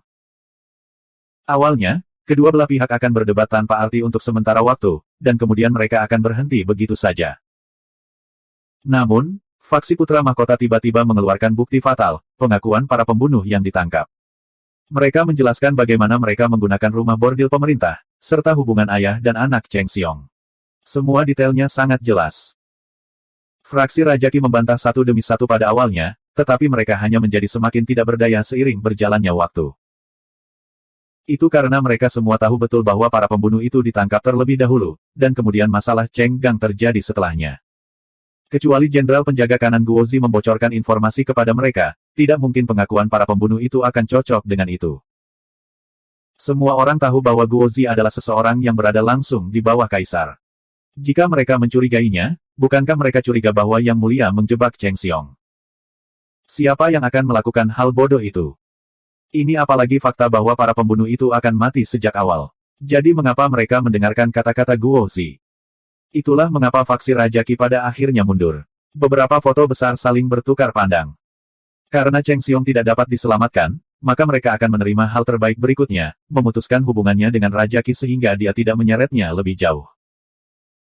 Jelas bahwa Kaisar tidak berencana menggunakan ini sebagai kesempatan untuk menyerang Raja Qi secara langsung. Pengadilan dengan cepat mencapai keputusan.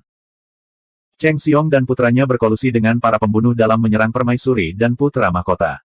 Mereka akan dihukum dengan 9 generasi eksekusi. Untungnya, ayah dan anak itu saling bergantung dan tidak memiliki banyak orang di klan mereka. Adapun mereka yang terkait, mereka yang akan dieksekusi, mereka yang dikirim ke perbatasan untuk berperang dikirim. Zuan dan Yun Jianyu mengobrol sambil minum teh.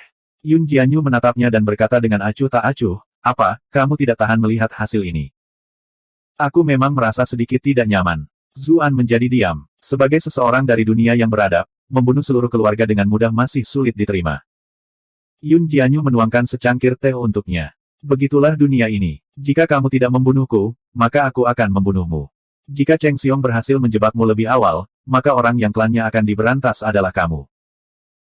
Zuan berkata dengan senyum pahit, tapi sampai tingkat tertentu, dia tidak benar-benar menjebak saya. Aku, berkolusi, dengan kalian. Cara berpikirmu benar-benar aneh. Yun Jianyu memberinya ekspresi terkejut. Cheng Xiong tidak menyerangmu karena dia benar-benar tahu tentang hubunganmu dengan kami. Motifnya hanya karena dia membutuhkan kambing hitam. Bahkan jika Anda tidak bersalah, dia akan tetap memilih Anda. Pada akhirnya, Anda berdua hanyalah bidak catur dalam pertempuran antara Kaisar dan Raja Qi. Apakah Anda hidup atau mati bukanlah pilihan yang bisa Anda buat sendiri. Anda harus mencari cara untuk hidup di papan catur ini lebih lama, tidak khawatir tentang kematian bidak catur lainnya. Petik 2. Ekspresi Zuan berubah. Saya mendapat manfaat dari saran Anda. Yun Jianyu tersenyum. Kamu hanya menunjukkan rasa hormat padaku di saat-saat seperti ini. Zuan hendak mengatakan sesuatu sambil tertawa kecil, Tapi tiba-tiba dia mendengar suara Kasim Wen. Tuan 11, Yang Mulia telah memanggil Anda ke ruang belajar kekaisaran. Zuan dan Yun Jianyu saling bertukar pandang. Kemudian, dia tiba di pintu masuk. Sepanjang jalan, dia bertanya, Eun Chuh Wen, mengapa Yang Mulia tiba-tiba memintaku? Ekspresi Kasim Wen tetap tidak berubah. Orang yang rendah hati ini tidak tahu. Zuan kesal saat melihat Kasim ini berpura-pura tidak mengenalnya. Orang ini menerima suap cukup cepat, namun dia segera menjadi bermusuhan begitu sesuatu terjadi. Tapi dia juga menyadari sesuatu. Bukankah sikap pihak lain merupakan jenis peringatan itu sendiri? Benar saja, Kasim Wen berjalan di depan, bibirnya bergerak sedikit. Suasana hati Yang Mulia tampaknya sangat buruk hari ini. Tuan 11, Anda harus lebih berhati-hati. Petik 2. Bab 659, bergantung pada seutas-utas. Zuan merasa kepalanya kosong. Kaisar yang mencarinya pada waktu seperti ini jelas bukan hal yang baik. Dia tidak bertanya lebih jauh kepada Kasim Wen tentang apa yang diinginkan Kaisar. Dia sudah bersyukur bahwa dia memberitahunya hal-hal ini, jadi dia seharusnya tidak menyusahkan pria ini lagi. Lebih jauh lagi, dia mungkin juga tidak tahu apa yang sebenarnya dipikirkan Kaisar. Mereka berdua tiba di ruang belajar kekaisaran. Kasim Wen pergi ke depan untuk melaporkan kedatangannya terlebih dahulu. Dia dengan cepat kembali keluar dan memberitahu Zuan, Yang Mulia mengundang Tuan Su masuk. Setelah mengatakan ini, dia memberinya tatapan, semoga berhasil. Zuan mengeluarkan tawa pahit. Sekarang setelah keadaan seperti ini, dia hanya bisa menguatkan dirinya dan masuk. Ketika dia tiba di dalam ruang belajar kekaisaran, dia melihat bahwa itu bukan lagi cermin perunggu, melainkan Kaisar sendiri yang membaca sebuah laporan. Ketika Zuan masuk, Kaisar tidak bereaksi sama sekali, seolah-olah dia hanya udara kosong. Zuan berdiri di samping dan membungkuk. Subjek ini memberi hormat kepada Yang Mulia. Kaisar masih tidak menanggapi. Zuan menelan ludah. Aku sudah selesai. Alasan orang ini tidak bahagia mungkin karena aku. Dia menatap lurus ke bawah dan tidak mengatakan apa-apa, tetap diam untuk mencegah situasi ini menjadi lebih buruk. Beberapa saat kemudian, Kaisar mengangkat kepalanya untuk melihatnya. Ketika dia melihat bagaimana dia bertindak, dia tertawa karena marah. Biasanya, para pejabat pengadilan itu gemetar ketakutan dan rasa hormat, namun Anda berdiri di sana seperti bukan urusan siapa-siapa. Zuan menjawab, saya takut saya akan mengganggu Yang Mulia dari membaca laporan Anda. Kamu sama licinnya seperti biasa. Kaisar mendengus. Bagaimana penyelidikan yang saya tugaskan kepada Anda? Zuan memikirkan kata-katanya, dan kemudian perlahan berkata, saya sudah menemukan beberapa petunjuk. Jenderal pengawal kiri Cheng Xiong berkolusi dengan para pembunuh melalui putranya, Cheng Gang. Dia bertukar informasi dengan rumah bordil pemerintah.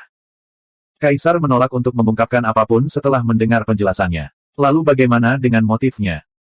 Zuan menjawab, Cheng Xiong adalah anggota penting dari faksi Raja Qi. Saya yakin dia ingin menggunakan pembunuhan itu untuk menyingkirkan putra mahkota sehingga Raja Qi dapat naik tahta. Kaisar memberinya tatapan dingin. Apakah Anda menuduh adik laki-laki saya sendiri, seorang raja yang dihormati dan bijaksana? Bagaimana kurang ajar? Petik 2. Anda telah berhasil mengendalikan Zhao Han untuk plus 444 poin kemarahan. Zuan mendengus di dalam. Apakah Kaisar ini benar-benar akan mengenakan penampilan seperti ini bahkan dalam situasi ini? Semua orang di dunia ini tahu bahwa Anda dan Raja Qi sudah seperti air dan api, bahwa Anda ingin menyingkirkannya. Untuk siapa Anda menampilkan pertunjukan ini? Tentu saja, ejekan adalah ejekan. Dia akan mencari kematian jika dia mengatakan semua ini dengan lantang. Dia hanya bisa melanjutkan berdasarkan situasi dan berkata, subjek ini tidak berani menebak dengan sia-sia apakah Raja Qi benar-benar orang di balik semua itu, tetapi ini adalah deduksi yang paling cocok. Yang Mulia melemparkan laporan di tangannya ke atas meja. Kamu telah menemukan alasan yang sangat bagus, dan kamu bahkan memberitahuku motif yang masuk akal. Jika itu orang lain, mereka mungkin percaya apa yang Anda katakan. Sayangnya, saya tahu bahwa Raja Qi tidak akan pernah melakukan hal sebodoh itu. Zuan tercengang. Bukankah Raja Qi akan menerima manfaat paling banyak jika putra mahkota meninggal? Kaisar tampaknya telah menebak pikirannya dan berkata, saya memiliki banyak putra, dan tidak ada kekurangan yang tajam dan kuat di antara mereka. Lalu mengapa, saya memilih putra mahkota? Petik 2. Kepala Zuan mulai bergerak cepat. Dia dengan cepat mengingat apa yang dia diskusikan dengan cucuyan dalam perjalanan ke ibu kota. Karena siapa mendiang Kaisar, Raja Qi memang berhak atas suksesi. Satu-satunya hal yang bisa dilawan oleh Kaisar adalah hak putra sulungnya untuk suksesi. Putra mahkota adalah putra tertua Kaisar, itulah sebabnya dia adalah pewaris tahta. Dia memiliki hukum di pihaknya juga, jadi faksi Raja Qi tidak punya pilihan selain mengakui fakta ini juga. Tetapi jika Kaisar tidak menempuh jalan ini dan malah memilih agar putra-putranya bersaing dalam kecemerlangan dan kebijaksanaan, siapa yang bisa dibandingkan dengan Raja Qi? Kaisar berkata dengan dingin, kamu adalah orang yang cerdas, jadi aku yakin kamu mengerti. Itulah sebabnya jika sesuatu terjadi pada putra mahkota saat ini, maka saya memiliki alasan yang dapat dibenarkan untuk beralih ke jenius yang lebih cerdas untuk menjabat sebagai putra mahkota yang baru, karena dia adalah penerus berikutnya. Apakah Anda pikir Raja Qi akan melakukan sesuatu yang begitu bodoh? Petik 2. Zuan langsung berkeringat dingin, karena dia juga mengerti apa yang sedang terjadi sekarang. Raja Qi kemungkinan juga tidak ingin putra mahkota saat ini mati. Justru karena putra mahkota yang bodoh inilah begitu banyak anggota pengadilan yang berpengetahuan dan berpengalaman khawatir tentang masa depan mereka. Ini adalah dasar mengapa mereka memilih untuk berpihak pada Raja Qi. Jika putra mahkota menjadi seseorang yang cerdas. Tidak, bahkan jika dia hanya orang biasa, selama dia memiliki kemampuan untuk melestarikan karya para pendahulunya, lalu mengapa begitu banyak subjek pengadilan menguatkan diri mereka untuk berbenturan dengan yang paling kaisar yang kuat? Mengapa mereka berpihak pada Raja Qi? Sekarang sepertinya Yun Jianyu salah perhitungan juga. Terlepas dari bagaimana dia mencoba menjebak Raja Qi, Kaisar tahu bahwa itu pasti tidak dilakukan oleh Raja Qi. Zuan dengan cepat berkata, Yang Mulia bijaksana dan brilian. Subjek ini akan terus mencari pelakunya. Kamu akan terus mencari. Kaisar membuang senyumnya. Kamu telah berkolusi dengan Sekte Iblis untuk menjatuhkan Jenderal Pengawal Kiri. Siapa yang akan kamu rencanakan untuk dijebak dengan Sekte Iblis selanjutnya? Jantung Zuan berhenti. Keringat dingin membasahi bajunya. Kaisar tahu segalanya. Tenang dulu. Mungkinkah dia hanya mengujiku? Karena itu, dia berpura-pura tidak bersalah sama sekali. Apa maksud Yang Mulia? Subjek ini lamban dan tidak mengerti. Petik 2. Kaisar malah mengangguk memuji. Temperamenmu tidak buruk. Pikiranmu belum runtuh bahkan pada saat ini. Zuan menghela nafas lega, tetapi ekspresi Kaisar menjadi sangat dingin. Sayangnya, buktinya tidak dapat disangkal. Semua alasan hanya akan tampak lebih menggelikan. Dia melemparkan buku rekening yang sedang dia baca. Coba lihat sendiri. Zuan menelan ludah. Dia membuka dokumen di depannya. Ini jelas merupakan dokumen rahasia, namun ketika dia melihat isinya di permukaan, sebuah ledakan meledak di kepalanya. Setiap sel di tubuhnya bergetar. Hubungannya dengan Qiu Honglei di Bright Moon City ditulis secara rinci. Bahkan ada masalah bagaimana Qiu Honglei mengambil inisiatif untuk menikahi dirinya sendiri dengannya. Kemudian, dalam perjalanan ke ibu kota, para ahli Sekte Iblis mencoba merebut Zuan. Yang memimpin justru Qiu Honglei. Menurut berbagai sumber, Qiu Honglei adalah orang suci dari Sekte Iblis. Selanjutnya, Grandmaster wanita berambut panjang adalah Master Sekte Iblis Yun Jianyu, dan Qiu Honglei adalah murid langsungnya. Tampaknya ada seorang gadis yang tampak seperti Qiu Honglei masuk dan keluar dari kediaman Baron Zuan selama beberapa hari terakhir ini. Kemudian, Zuan menuju ke rumah bordil pemerintah dan Cheng Gang lumpuh. Kasus Cheng Gang yang berkolusi dengan rumah bordil pemerintah terjadi setelah. Seseorang dapat membuat kesimpulan yang masuk akal dari semua informasi ini bahkan tanpa melihatnya sendiri. Selanjutnya, deduksinya praktis sama dengan kenyataan. Dia bisa tahu dari satu pandangan bahwa ini adalah tulisan tangan Suksi Cixin. Keparat, pria itu memanggilku saudara laki-laki di depanku tapi menikamku tepat di belakang. Tetapi dia tahu bahwa menyalahkan Suksi Cixin tidak ada artinya. Mungkin Kaisar yang menyuruhnya menyelidikinya. Sial, mereka semua rubah tua yang kejam. Sepertinya Cheng Xiong tidak salah sebelumnya. Lagi pula kamulah yang mengirim seorang pembunuh. Mata dingin Kaisar mengelilinginya, seolah-olah dia sedang melihat orang mati. Pada saat ini, auranya meletus. Zuan merasa seolah-olah udara di sekitarnya menjadi sangat kental, dan dia bahkan tidak bisa menggerakkan satu jari pun. Seolah-olah dia akan diledakkan menjadi abu dengan satu pemikiran dari Kaisar. Otak Zuan bergerak cepat, mencoba mencari cara untuk mengatasi hal ini. Reaksi pertamanya adalah menyangkalnya sampai akhir, karena tidak ada bukti konklusif yang dicatat.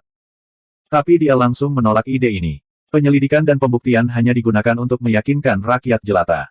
Bagi Kaisar, selama dia percaya sesuatu terjadi, apakah dia akan membiarkanmu pergi hanya karena tidak ada bukti? Tunggu, sepertinya aku tidak menerima banyak poin kemarahan dari Kaisar di backhand. Lagi pula, kenapa dia memberitahuku semua ini? Jika dia benar-benar ingin aku mati, dia bisa saja membunuhku. Apakah ada kebutuhan untuk berbicara begitu banyak? Ketika dia memikirkan misi yang diberikan kepadanya, dia tiba-tiba memikirkan sesuatu dan segera berkata, subjek ini telah melakukan kejahatan berat. Tapi aku tidak berkolusi dengan Sekte Iblis, itu semua karena aku kebetulan bertemu dengan Qiu Honglei. Dia menyelamatkan hidupku sebelumnya, jadi aku tidak bisa hanya melihatnya mati tanpa melakukan apapun. Itu sebabnya aku membiarkannya hidup. Dia berbicara setengah kebenaran. Tentu saja, dia tidak bisa berbicara tentang bagaimana dia menyelamatkan Yun Jianyu. Kaisar tidak akan pernah mengizinkan seorang Grandmaster lolos dari genggamannya. Kaisar memberinya tatapan tanpa ekspresi. Oh, jadi Anda hanya membayar rasa terima kasih masa lalu. Lalu haruskah Kaisar ini memberimu hadiah untuk itu? Zuan dengan cepat berkata, subjek ini tidak berani. Aku harus mati dengan 1000 luka. Saya akan membiarkan Yang Mulia memutuskan bagaimana situasi ini harus ditangani. Petik 2. Bab 660, suatu hari, aku akan bangkit. Kaisar mengangguk ketika dia melihat Zuan gemetar ketakutan, seolah-olah dia sangat puas dengan sikap ini. Sebagai kaisar, dia benar-benar menyukai perasaan melihat rakyatnya gemetar ketakutan, hidup mereka ditentukan hanya dengan memikirkannya. Dia kembali ke masa sekarang dan berkata dengan suara keras, tidak buruk, kamu tidak berdalih denganku, atau kamu sudah menjadi mayat. Baiklah, karena kamu masih memiliki kesetiaan, maka kaisar ini akan memberimu kesempatan untuk menebus dirimu sendiri. Petik 2. Setia padamu pantatku. Dia tahu bahwa ini hanyalah tipuan politik yang biasa digunakan kaisar. Dia mengutuk kaisar ini ke neraka di dalam. Namun, hanya ada ketulusan di permukaan. Jika Yang Mulia memiliki perintah, maka saya akan melangkah melalui air atau api untuk mencapainya. Pada saat yang sama, dia menghela nafas di dalam. Sepertinya mempertahankan hidupnya bukanlah masalah. Kaisar tampak semakin puas dengan sikapnya. Dia berpikir bahwa jika anak ini tidak bertindak dengan bijaksana, maka dia akan menggunakan kesempatan ini untuk memukulnya dengan baik. Tapi karena dia tahu bagaimana harus bersikap, maka dia akan melewatkan pemukulan. Karena kamu dan orang suci Sekte Iblis memiliki hubungan, maka gunakan kesempatan ini untuk menyusup ke Sekte Iblis. Pertama-tama Anda harus mencari tahu di mana Yun Jianyu dari Sekte Iblis bersembunyi, dan kemudian mencari tahu hubungan seperti apa yang sebenarnya dimiliki oleh Sekte Iblis dan Raja Qi. Lebih jauh lagi, jika kamu bisa mendapatkan pijakan yang mantap di Sekte Iblis, maka kamu mungkin berguna bagiku dengan cara itu juga. Petik 2. Zuan menghela nafas lega. Setidaknya dia tidak tahu di mana Yun Jianyu berada. Iya, aku tidak bisa membiarkan dia tahu, atau aku pasti sudah mati. Dia memasang tampang bermasalah dan berkata, Master Sekte Iblis adalah seorang Grandmaster. Orang sepertiku tidak akan bisa melakukan apa-apa. Kaisar berkata dengan tenang, saya hanya ingin Anda mengetahui beberapa informasi, saya tidak menyuruh Anda untuk melawannya. Saya akan campur tangan secara pribadi ketika harus menghadapinya, jadi Anda tidak perlu khawatir. Petik 2. Zuan tampak lega. Segera setelah itu, dia berkata dengan bingung, bukankah Yang Mulia mengatakan bahwa pembunuhan terhadap putra mahkota tidak mungkin diarahkan oleh Raja Qi? Mengapa Anda masih menyelidiki hubungan mereka? Petik 2. Kaisar berkata dengan sedih, selidiki saja jika aku menyuruhmu, jangan banyak bertanya. Tetapi beberapa saat kemudian, dia khawatir Zuan mungkin tidak terlalu detail dalam masalah ini, jadi dia berkata, meskipun kemungkinan Raja Qi berkolusi dengan Sekte Iblis tidak tinggi, yang saya khawatirkan adalah dia mungkin benar-benar memanfaatkan fakta bahwa saya pikir ini. Itu sebabnya saya ingin Anda memeriksanya. Petik 2. Zuan tercengang. Apakah pria ini psikopat? Dia mengatakan bahwa itu tidak ada hubungannya dengan Raja Qi, namun sekarang dia mengatakan bahwa itu mungkin. Sangat sulit untuk menyenangkan penguasa paranoid seperti itu. Saya harus lebih berhati-hati di masa depan. Saya benar-benar tidak dapat berpikir bahwa saya pernah benar-benar mendapatkan kepercayaan orang ini. Dia terbatuk ringan dan berkata dengan suara bermasalah, tapi saya hanya memiliki beberapa persahabatan pribadi dengan Qiu Honglei, ini tidak ada hubungannya dengan Sekte Iblis secara keseluruhan. Ada banyak orang dari kelompok mereka yang menginginkan aku mati, jadi akan sulit bagiku untuk bergabung dengan mereka. Hidupku tidak penting, tetapi akan buruk jika aku akhirnya merusak rencana Yang Mulia. Zuan sudah mengungkapkan apa yang perlu dia ungkapkan. Dia tidak ada hubungannya dengan Sekte Iblis, dan dia pasti tidak mengenali Yun Jianyu. Alis Kaisar mereda. Meskipun dia tahu bahwa anak ini menyanjungnya, dia masih menyukai apa yang dia dengar. Itu masalah yang mudah. Bukankah masih ada beberapa pembunuh Sekte Iblis yang dikurung? Cari tahu cara untuk menyelamatkan mereka. Sekte Iblis secara alami akan menghargai ini. Selanjutnya, dengan koneksi Anda ke Qiu Honglei, Anda dapat dengan mudah bergabung dengan mereka. Zuan tercengang. Nah, maukah Anda melihat itu? Terlepas dari apakah itu Qiu Honglei atau Yun Jianyu, mereka semua memohon padanya untuk menyelamatkan para tahanan itu. Itu sampai pada titik di mana mereka baik-baik saja dengan dia hanya mengakhiri hidup mereka tanpa rasa sakit jika dia tidak bisa menyelamatkan mereka. Tetapi Kaisar memberinya lampu hijau untuk menyelamatkan mereka. Apa yang harus dia khawatirkan? Kaisar mengerutkan kening ketika dia melihat bahwa dia berdiri di sana semua terpana. Apa? Tidak bisa melakukannya. Aku akan melakukan yang terbaik. Zuan tampak bermasalah. Namun, dia hampir tertawa terbahak-bahak di dalam. Kaisar berkata, kamu seharusnya tidak berpikir bahwa ini adalah tugas yang mudah. Tidak ada kekurangan orang pintar di Sekte Iblis. Bahwa Yun Jianyu mampu berkultivasi ke tingkat Grandmaster, dan dia berhasil memikirkan seluruh plot ini, jadi kecerdasannya pasti yang terbaik. Yang harus Anda pertimbangkan pertama dan terpenting adalah bagaimana mencegah mereka mencurigai Anda. Selanjutnya, saya akan memberitahu Guozi untuk bekerja sama dengan Anda. Selamatkan mereka begitu Anda yakin melakukannya. Petik 2. Terima kasih Yang Mulia atas bimbingan Anda. Sementara itu, di dalam, Zuan mencibir. Anda sangat memuji Yun Jianyu, namun Anda melihat rencananya dengan mudah. Bukankah Anda benar-benar membunyikan klakson Anda sendiri di sini? Cukup, kamu bisa pergi. Kaisar melambaikan tangannya, jelas akan kembali ke kultivasinya. Zuan menggertakkan giginya. Yang Mulia, jika subjek ini dapat membuat permintaan yang lancang. Apa? Kaisar membuka matanya dengan terkejut. Zuan berkata, saya bersedia menyusup ke Sekte Iblis demi Yang Mulia, tetapi Qiu Honglei telah menyelamatkan hidup saya beberapa kali, jadi saya ingin membalas kebaikannya. Yang Mulia, bisakah Anda menyelamatkan hidupnya setelah Anda menghancurkan Sekte Iblis? Dia melakukan yang terbaik untuk memainkan peran yang seharusnya dia mainkan. Dia benar-benar tidak bisa membiarkan Kaisar memperhatikan betapa bahagianya dia saat ini. Kaisar mencibir. Apakah itu yang disebut membalas kebaikan? Bukankah kamu hanya berpadanya? Petik 2. Zuan tertawa kecil karena malu dan terlihat sangat tertekan. Kaisar kemudian berkata, terserah. Selama Anda dapat membantu saya berhasil menghapus Sekte Iblis, maka saya dapat memberi Anda seorang wanita sepele. Tentu saja, ini adalah premis bahwa dia benar-benar melepaskan status pemberontaknya. Kalau tidak, jangan salahkan saya karena kejam. Petik 2. Tentu saja, tentu saja. Zuan berkata dengan tergesa-gesa. Keluar, Kaisar berkata tanpa emosi. Zuan meninggalkan ruang belajar kekaisaran. Meskipun tidak ada yang aneh yang bisa dilihat dari permukaan, bagian dalamnya sangat serius. Di mata Kaisar, dia adalah semut yang bisa mati kapan saja. Dia sama sekali tidak peduli dengan Zuan. Dia bisa bertahan hidup sekali atau dua kali, tetapi jika dia bertahan melalui kulit giginya setiap saat, maka dia menolak untuk percaya bahwa dia akan seberuntung ini setiap saat. Huff, Anda seharusnya tidak memandang rendah saya. Pasang mungkin saja berubah di masa depan. Dia mengatakan ini di dalam, tetapi dia tidak punya pilihan selain kembali ke kenyataan sekarang. Cheng Xiong menargetkannya lagi, dan dia mampu meluncurkan serangan balik yang sukses. Namun, sekarang adalah Kaisar. Apakah dia benar-benar memiliki kemampuan untuk mengalahkannya? Tapi ini adalah ahli nomor satu yang aneh di dunia. Kecuali, matanya berkedip-kedip. Tahap pertama dari sebuah rencana tampaknya telah terbentuk di dalam dirinya. Dia kembali ke halaman rumahnya. Yun Jianyu berpura-pura berbicara tanpa berpikir. Sepertinya kamu baik-baik saja. Saya pikir Kaisar akan menyingkirkan Anda. Petik 2. Dengan kultivasinya, kata-kata Kasim Wen tidak luput dari telinganya. Suasana hati Zuan langsung membaik saat melihat kecantikan berambut panjang di hadapannya. Jika Kaisar benar-benar ingin aku mati, maukah kamu mengorbankan dirimu untukku karena cinta? Dia jelas tidak memberitahunya tentang apa yang terjadi di dalam. Dia baru saja kembali dari gerbang neraka. Dia akan menyia-nyiakan keberuntungan yang begitu besar jika dia tidak sepenuhnya memanfaatkannya untuk mendapatkan bantuan mereka. Ekspresi Yun Jianyu menjadi dingin. Bocah sialan, jangan berpikir bahwa aku tidak akan membunuhmu hanya karena kamu menyelamatkanku. Zuan sedikit percaya diri ketika dia melihat bahwa tidak ada poin kemarahan yang masuk. Ada terlalu banyak orang yang ingin aku mati. Kamu bukanlah satu-satunya.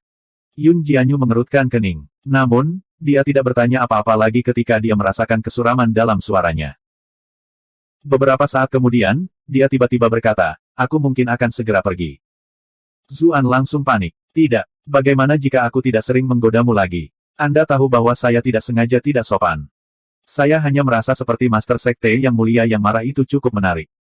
Petik 2. Yun Jianyu menatapnya dengan pandangan kesal. Aku benar-benar mungkin tidak bisa menahan diri untuk tidak membunuhmu suatu hari nanti. Dia sudah memiliki gambaran kasar tentang sifat pria ini setelah berada di dekatnya selama periode ini. Dia tahu bahwa dia berbeda dari kebanyakan orang di dunia ini. Dia tidak memiliki terlalu banyak batasan sosial atau tabu yang menahannya. Meskipun beberapa hal yang dia katakan benar-benar menjengkelkan, justru karena inilah dia merasa bahwa ini adalah pengalaman yang berbeda. Tidak ada orang yang berani berbicara begitu santai dan bercanda dengannya setelah dia mencapai kultivasinya yang tinggi. Kak, kamu tipikal tsundere. Kemudian, Zuan membuang senyumnya. Tapi lukamu belum pulih. Bukankah terlalu berbahaya bagimu untuk pergi? Yun Jianyu menggelengkan kepalanya. Kaisar sekarang telah kembali. Kami berdua di istana sekarang. Saat kondisiku membaik, akan sulit menyembunyikan auraku darinya.